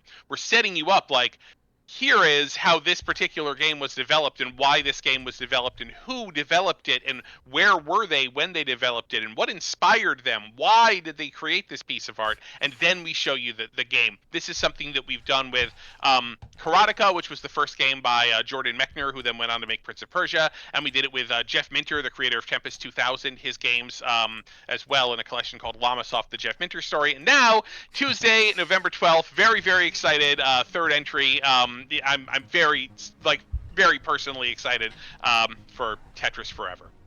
All right. Yes, I think I can speak for a lot of Tetris fans. We're all super excited to learn more about the history of Tetris in addition to just playing these old games, right? So yeah, exactly. Well, yeah. So here's the thing. You've just pressed start on the title screen of Tetris Forever. You're on the main menu. And again, what we do here is we just sort of immediately jump you into the interactive timelines. But at any time, if you just want to jump into a game, you're on a computer, so you can just press tab. Boom, you're in the game library. It's sorted chronologically. You know, here's all of the different games that we have. And so that's already available to you now. But if you know exactly what you want to play, if you're like, man, I want to play Spectrum Holobyte Tetris for the MS-DOS, you know, favorite. Like this, again, and this game, you know, sold a few 100,000 copies, but actually, who knows how many people have played this, because the way that it got distributed back in the day was, oh, let me copy this disc for my friend and da-da-da-da-da, and millions of people, like, this was their first Tetris. This is the first retail Tetris. This is one of the first, Tetris Forever is one of the first products anywhere that let you play old MS-DOS games on a game console. This is not something people have done, and this is something we really, really wanted to do for Tetris Forever because we know how important that version is. If you are a Japanese kid who grew up in the 80s, maybe you just want to play Tetris for the Famicom. If you maybe want to play Hatris, maybe you want to play Tetris Battle Guide, and you can jump right in. But if you don't really know where to start, and if you want more of a directed experience, you can jump in to the interactive timelines, and you can start learning about the history of Tetris and finding out, and maybe this will help you find a game that you want to play. I was, very lucky as, the editorial director of this whole project.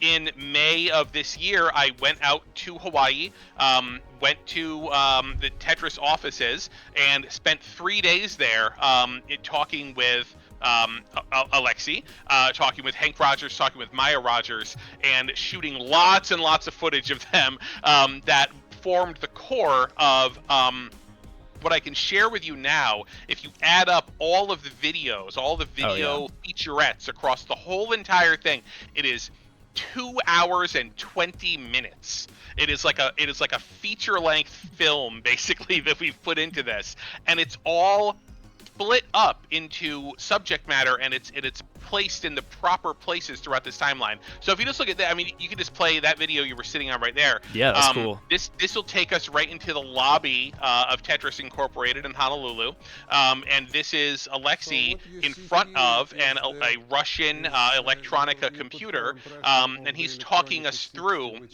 how he used a computer just like this when he was in Moscow in 1984, developing the first version of Tetris.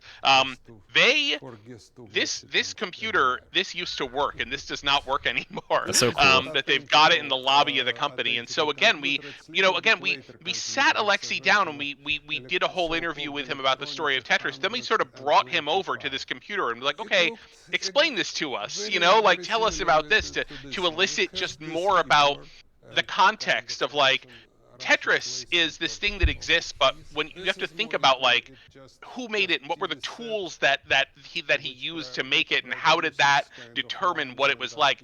What you're also seeing here is an example of home movies, basically, and archival footage, because Hank Rogers, the founder of the Tetris company, he carried his camcorder with him kind of everywhere he went, and he documented a lot of what was going on. And so we have all this footage of Hank in Moscow when he flew to Moscow on a tourist visa in the 80s to try to get the rights to handheld Tetris. He was filming everything, and so we get to show you video game history as it was happening, basically. And it's watching all that footage and pulling all that footage together was such a gift. It was so amazing to get to do that.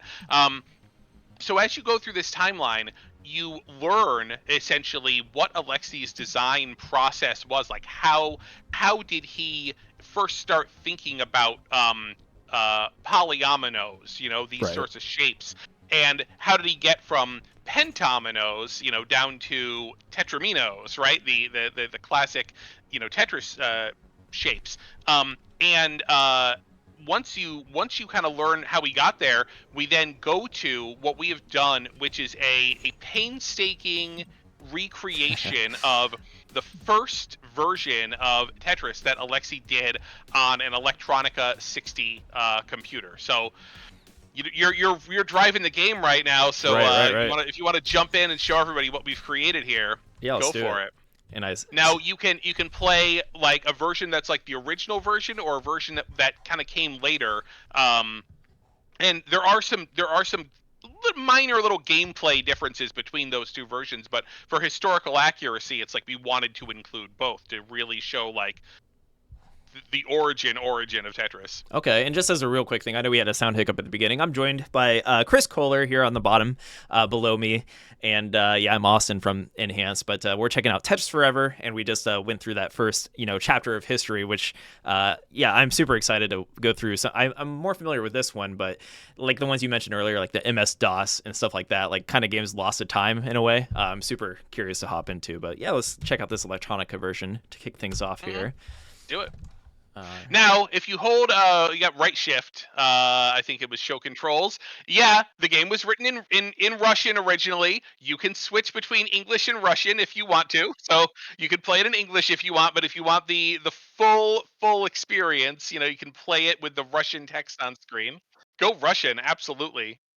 Now, important things to know about Electronica 60 Tetris. Now, I mean, basically, the game does play the same. The fundamentals have not changed. You've got the seven tetraminos. You can rotate them, and soft drop was not invented yet because of limitations like the key, pressing the key. It's either on Electronica 60, it's either on or it's off.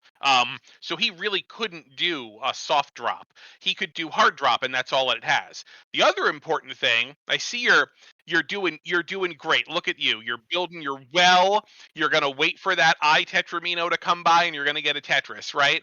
Well, that is not actually something that you need to do in this version because the single, double, triple Tetris had not yet been invented. The only points you score in these original versions are for making fast decisions and dropping your piece quickly. You get more points the higher up the piece is when you drop it. You do not get points for clearing lines. The object of the game is not to clear lines. Clearing lines is just to get pieces off the screen so you can make more decisions. And you do not get points for clearing multiple lines. And so a Tetris line clear is not actually, you can do it, but it's not something that you actually need to do. And if you think about that a little bit more, that means that when the Tetris line clear was introduced later on by Hank Rogers in the bulletproof software version of Tetris, that changed the way that people approached the game because they do what you were doing, which is build my little well, get ready for my eye tetramino to come in, right? But in this case, you actually don't need to do that. And in fact, because the pieces are totally random, right? There's no bag system or anything like that. It actually makes a lot more sense just to clear individual lines as fast as you can because you're not guaranteed anything in Electronica 60. The pieces are random, so you can wait and wait and wait for that eyepiece, but it's may never occur. Or you might get like, which has happened to me before, you get like four eyepieces in a row, and it's just it's an embarrassment of riches.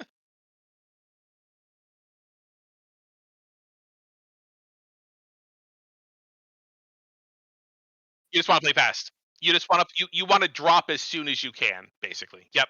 And so now this version of this game, there is a version that's like a for the PDP 11 computer that's similar to this. It's out there, and we decided that really the best thing to do for a variety of reasons in the development of this was essentially to observe not just playable versions that are kind of out there, but also um, videos of Alexi playing the original version on an Electronica computer. And also, we had direct access to Alexi, and we could ask him questions about it.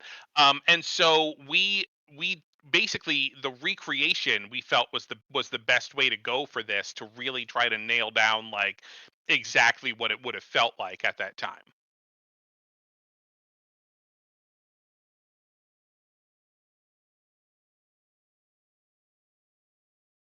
Mhm. Right, right, right. Mhm.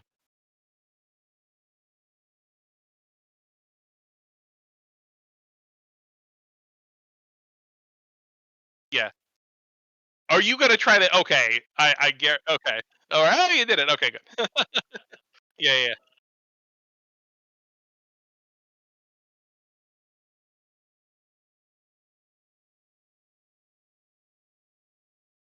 yeah.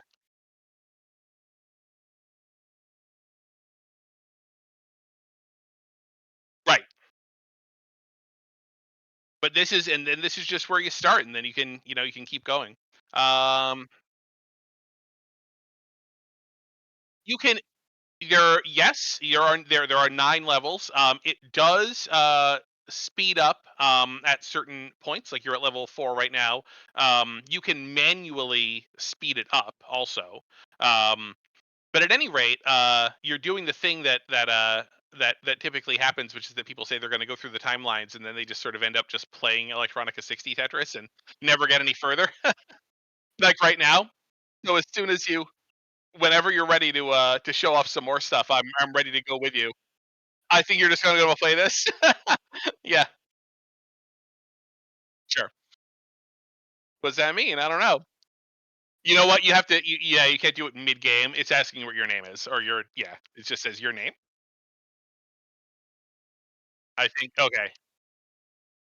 Oh, geez. All right. Well, got to do better. I think if you just yeah hit yeah quit, you can get out. There you go. So Alexi makes this game for the Electronica 60 computer, and unfortunately, that sort of means that it's just stuck on this Soviet, computer, which was already outdated even when he was making it in 1984. And a lot of his friends just kept bugging him, like, "Hey, put it on the PC, put it on MS DOS, put it on the IBM PC, because then we can all, play it." But he kind of didn't want to do that. And so, he ended up, we kind of discussed like how the game ended up on MS-DOS. Vadim Gerasimov, a teenage computer hacker, ported Alexi's code to MS-DOS. And as I kind of said earlier, we actually have that version as well. And so this is based on, Alexi's original code. This version actually is being emulated, which is exciting. Oh, that's cool. Yeah. So we are seeing the history of Tetris. It's like we've seen what it looked like at first. This is what it looked like 2 years later. And then the important thing about this particular version is this is what broke out. This is what got out, from behind the Iron Curtain. This is what made it first to, Hungary, and then started spreading from there, and then kind of started spreading around the world. Like wildfire, but Yeah. then that's what sort of caused all the various game publishers to say, hey, how do we officially lock down the rights to this so that we could, do a version and actually sell this to people? Okay. Or 1 second, I need to fix the sound. Sorry about that. Everyone okay. is complaining. 1 second.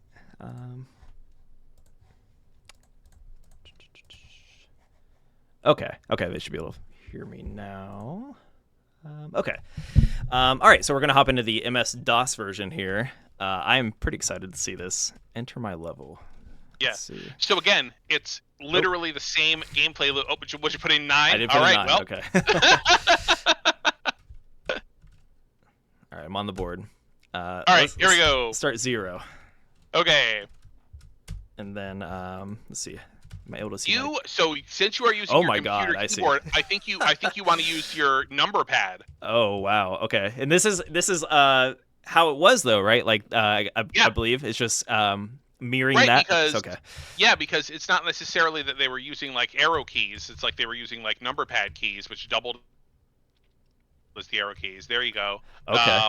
Yeah. So I think it's like 7, 8. I've just been playing on console, but I think you got 7, 8, 9. So if you're hitting 8, you can rotate. Want to try that? All right. I'm like learning Okay. Tetris again. Yeah, this is great. Yeah, exactly. Well, that's the thing. So, when people played on computer, they didn't play with like the arrow keys. Typically they would choose one. The reason why is because this is one row of keys that you put 3 fingers across. So you use the finger that's on the left for left. You use the finger in the middle to rotate, and then space bar to drop. Now, some folks, I think, in the chat have already been talking about the original Famicom version of Tetris and how movement and rotation are on the D-pad and the A button is hard drop.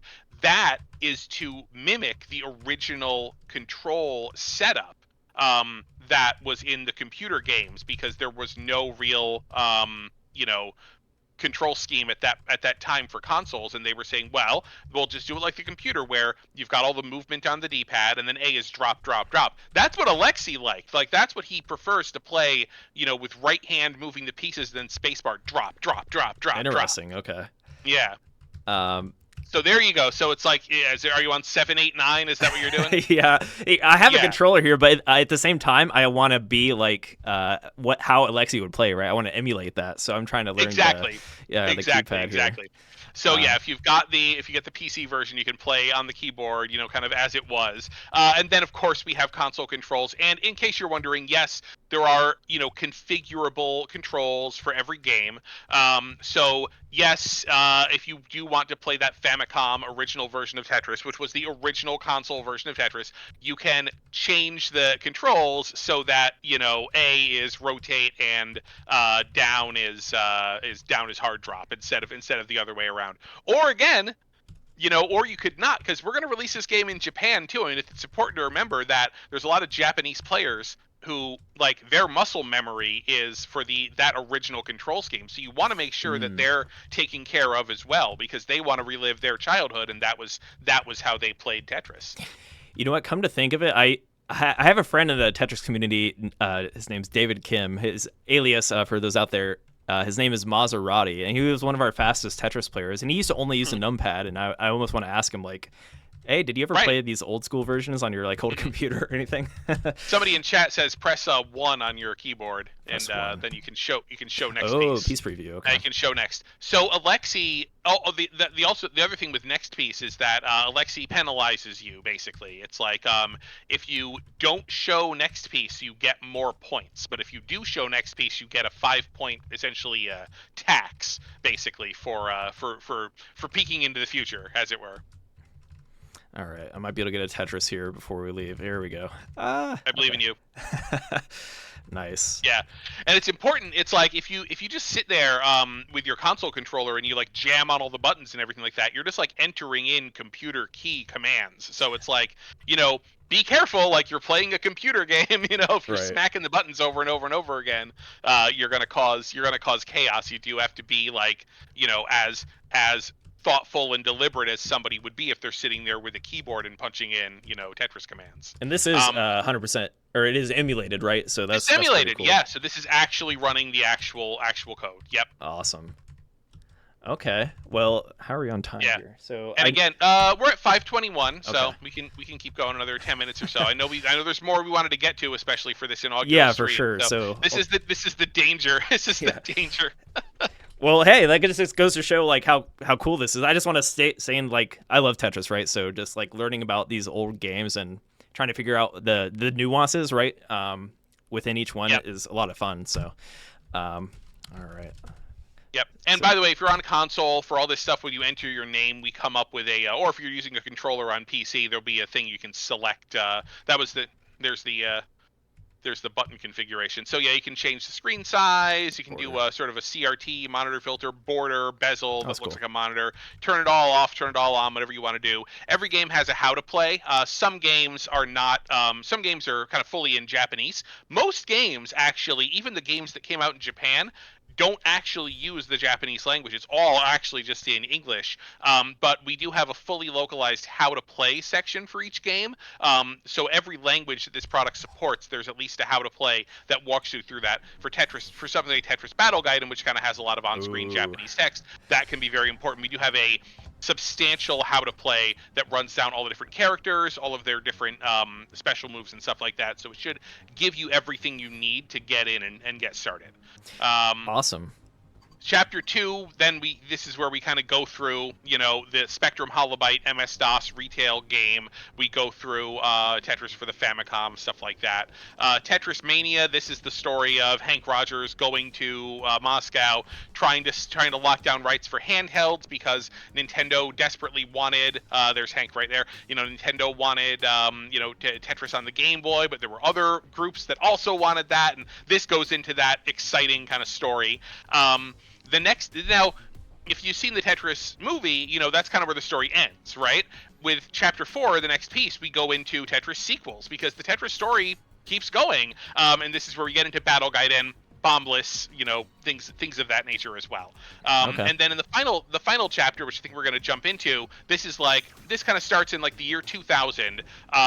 It's like, you know, the Tetris in the new millennium, and just showing how Tetris gets into popular culture. So we talk about things like Shockwave Tetris, you know, Tetris on the Dreamcast, Pokemon Tetris, Tetris on flip phones. You know, it's the perfect game to just go everywhere. You know, the version of that they did for the Pokemon Mini. You know, this sort of talks about the Tetris guideline and stuff that, you know, Hank and Alexi did to sort of set those rules of Tetris so that everything could kind of, you know, have a consistency to it, that when you played a game of Tetris, you knew what you were going to get. Tetris on The Simpsons right there. And yeah. So fewer, unfortunately, not the this is the timeline that doesn't really have it. It has a lot of videos and it has a lot of cool photos and art and milestones along the Tetris journey. Who played Clickwheel Tetris on their Clickwheel iPod? I definitely did when that came out. And of course, Tetris DS, but yeah. Tetris, of course, Tetris DS, amazing, right? I mean, so we just want to make sure that we note all of these things historically, even if you're not being able to play it. You have to call this out as being a major part of the story. But if you get to the end, there is one glorious playable game at the very, very end. Oh no, actually, I'm sorry, we skipped over. Right? Okay. Yeah, go back. Go back. There's a lot of stuff. There's a lot of stuff in here. Nope, too far. 2010. There's a year timeline, and then one more over. And yes. Classic Tetris World Championship. Photograph of the first classic Tetris World Championship, Jonas Neubauer versus Harry Hong. And then we also have a picture, if you dig a little deeper into what we call the vertical timeline, a great photograph of Jonas Neubauer. That's awesome. And we, this is something that we really wanted to do because, honestly, if Jonas and the classic Tetris community were not keeping classic Tetris, alive, not only alive, but so relevant, and so, grabbing so many eyeballs and keeping it in the public sort of consciousness all this time, I don't know, would we even have been able to make Tetris Forever? Would the concept of looking back at classic Tetris games been something that we thought people would enjoy? So we really owe, a great debt to the people who kept that flame alive for decades. And this is just, it's the least we could do to make sure that was represented here in Tetris history. But a few minutes left. Do you want to jump to the last, almost the last thing on the? Oh yeah, let's do it. I can do it from here. Yep. Yeah. Okay.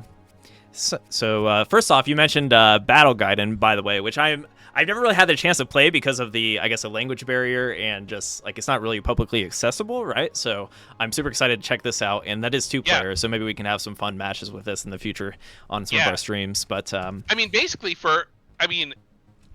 almost every single classic game in here, this is the first time it's ever been officially re-released.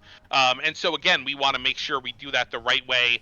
We tracked down game boxes, did really high-res scans. There's 3D boxes for each game in those timelines, so you can really get up close and personal with what did the box look like, scans of the manuals. It's not just a ROM. You know what I mean? A game is so much more than that, so we want to make sure that full thing is represented. But very, very excited about this. I was actually playing this. You'd think I'd be done playing this, but I have the retail version of this, which again, it's out November 12th. I have an early code because I made this game, and I put it on my Switch, and I'd be like, oh, I gotta go clear the marathon modes again, in Tetris Time Warp because I didn't do it on my retail yet. When I say this game I made, the editorial director of Tetris Forever.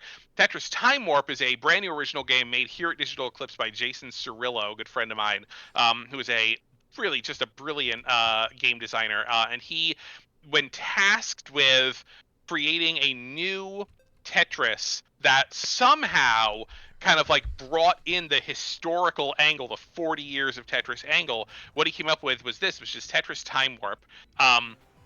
And basically, the basic nature of this is you clear 10 lines and a time warp tetramino comes in. And depending on when you drop and place that time warp tetramino, because that time warp tetramino will be rotating through different graphical styles representing different eras of Tetris. And once you do that, you will actually warp back to that era to try to complete a bonus challenge. And so in that way, it actually essentially gives us a little bit of the history even just from playing this original game. And so really it's wherever you want to start with Tetris Forever, if you just want to start with playing the latest game, here we go, here comes a time warp tetramino. So if you complete a line using that, You're gonna warp back to, might look like a little bit like maybe black and white 1989 Tetramino. So now you're being asked to clear a double, which you can do very easily here. All right. And now you're gonna warp forward in time to 1993, Ooh. and now you're playing bombless, and now you've got to clear a big bomb. Do you know how to make a big bomb in bombless? I am familiar, fortunately. So that's you have to make it a 2x2 block. A 2x2 with bomb blocks, and then you have to clear a line with it, which you're going to again handily do.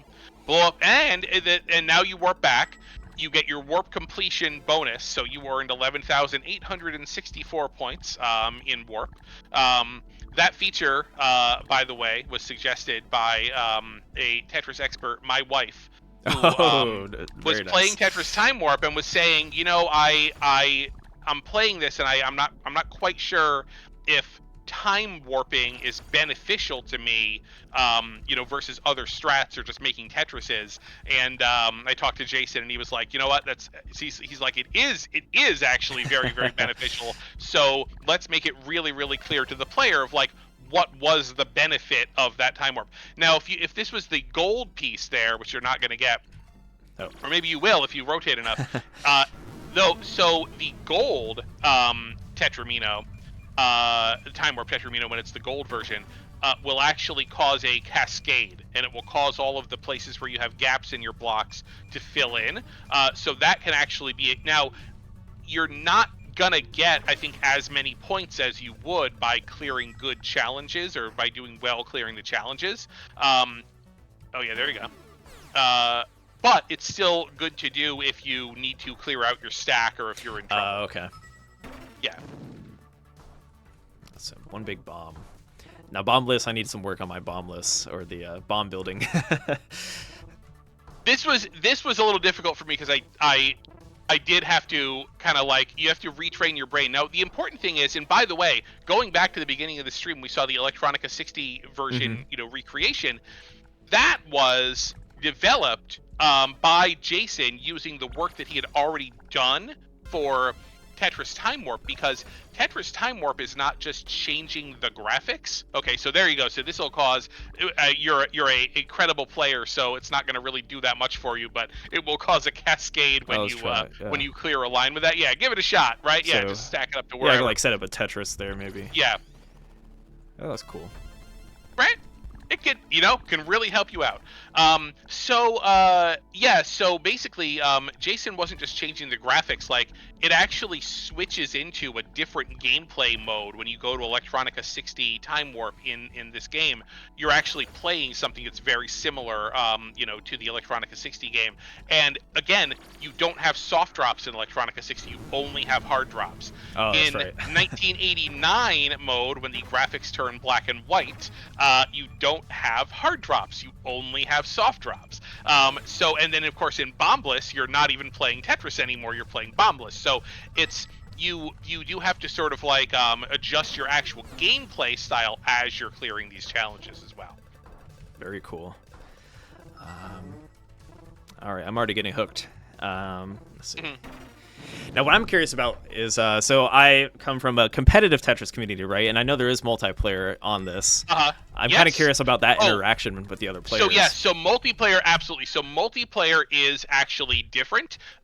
In multiplayer, you don't want to time warp. In multiplayer, when you clear a certain number of lines and when you clear 10 lines, you get a time warp Tetramino, you use that to warp every other player into a previous era, and then they cannot send garbage to you until they clear that challenge. So then they're stuck, and if you warp them, you're essentially stuck there until they get through that challenge, and then you kind of have free reign to clear lines and send them garbage while that's going on. That sounds interesting. It could backfire on you because, let's say they're really good at Bombless and they're in Bombless and they set up a combo. Right. They could blow up their whole stack, right? While that's all going on. But really, generally, you do want to send people. Are you going to try it with an inert computer? Yeah. Okay. Is there CPUs or it's just local? I see. Okay. It's just local. Okay. It's just local multiplayer. Yeah. Okay. Yeah. Yep.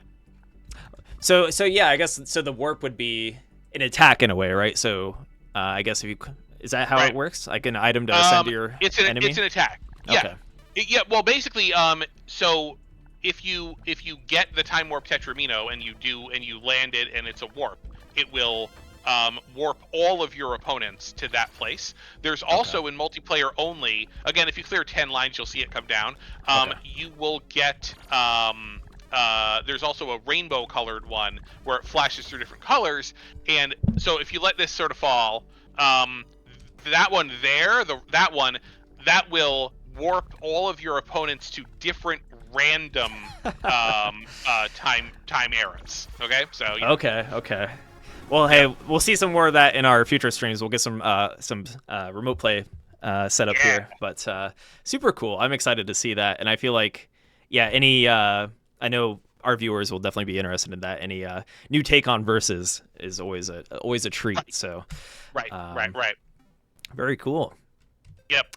And then of course you've got the great, versus game Tetris Battle Guide. And and that's what I was saying, by the way. If you just go to like either Modern Marathon or 89 Marathon, you can, if you just want to play like a modern game of Tetris, or in this case a vintage 1989 black and white version of Tetris. By the way, the music is either A, which is Korobeniki, or X or XT, which is an extended version of Korobeniki. Oh, cool. That is actually, I'm biased, but it's a banger. I always listen to the XT. I love the XT version. It's so good.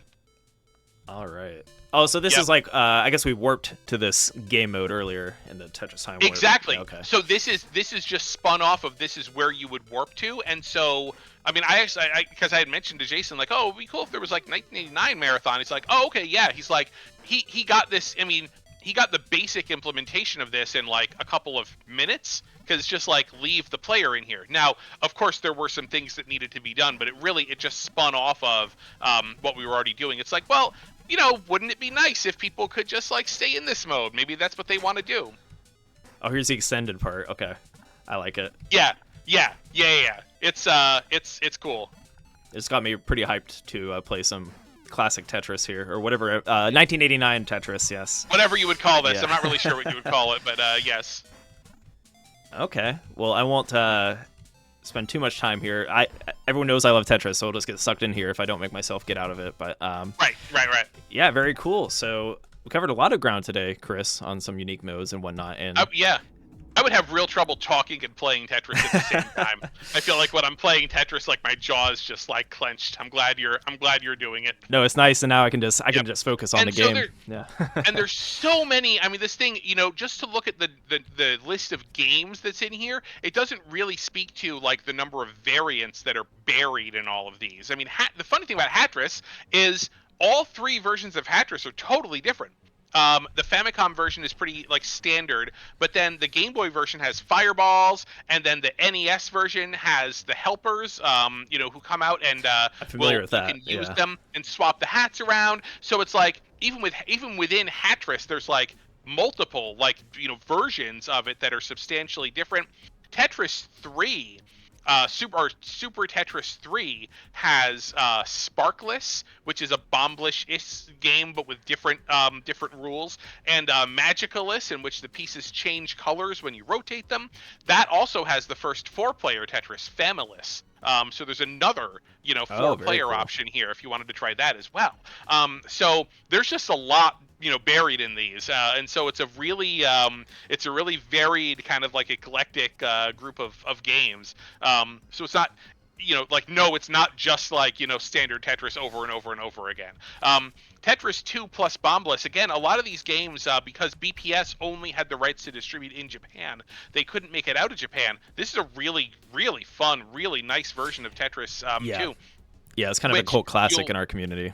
Yeah, and you learn in the timelines that the director of this game was Koichi Nakamura, who directed Dragon Quest. The composer was Sugiyama of Dragon Quest. Ishihara, who now runs the Pokemon company, worked on this game as well. It's like this was made by an all-star group of game designers who just loved Tetris so much that like they wanted to make one. They were like, we got to make a Tetris, and so they made that happen. And so it's like it's so much more than you would expect, basically. Wow. So it's exciting to get this out. To bring this back, I think, for the Japanese consumers who bought like millions of these, and then also to introduce it to people around the world who have never gotten to either. Basically, when something isn't released officially, it doesn't get out to as many people as it possibly could. So it's really going to help people discover this. Yeah, I'm super excited to check out. You just hyped me up for this. I didn't even realize these people worked on this game, right? Yeah. It's just good, cool stuff to know. And yeah, it's part of the draw of this whole package to me, just learning about the games as you go through the chapters, etc. It adds to the experience, too, when you can immerse yourself into the history of Tetris, I suppose. Yep. And we didn't spend a lot of time watching the videos, but the videos are great. My old friends at Area 5, they created the One Up show back in the day. If anybody knows the One Up show, I may be dating myself now because that's like a mid 2000s reference. But after OneUp.com, after they left, they started their own production group called Area 5. They did Grounded, the making of The Last of Us, and then the making of The Last of Us Part 2. They did the Outer Lands show. I mean, they're amazing, and their visual eye, the way they put these videos together is really incredible. They're so great at the storytelling, and we worked really closely together, putting these together. And I'm so happy with how this all came out. We were all in Hawaii together, basically, doing all the interviews and stuff like that. And it was great. It was great. Even just like, and of course, we're really aided by the fact that Alexei is so fascinating. It's so interesting to hear him talk. Hank is such a raconteur. He's such a storyteller. He's so engaging. He's so interesting. And so they just light up this whole thing. And then they gave us a lot of time. We interviewed Hank and Alexei separately. Then we sat them down together. Basically, like, okay, we talked to Hank about what happens when until he meets Alexei in Moscow. We talked to Alexei about what happened up to that point. Then we get them together, and it's like, okay, you guys meet in Moscow. Go, first impressions, go, And their friendship is so strong, and they're so funny together, and they play off of each other so well that it just, I mean, we're just sitting there just like with our hands over our mouths sometimes because we just want to start cracking up because it was so good, And so again, to be able to show like so much of this and to show that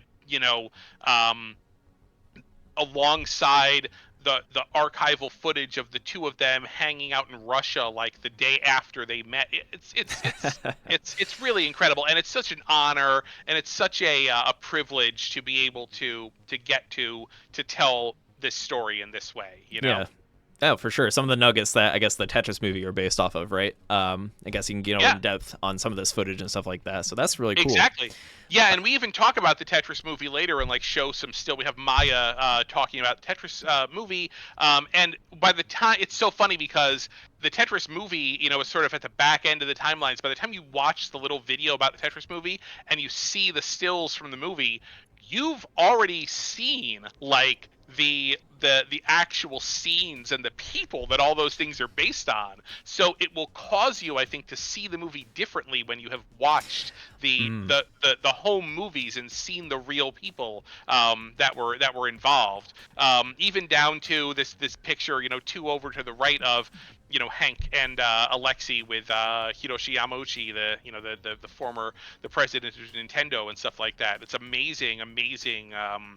Old footage and photographs of these incredible moments in time. Yeah.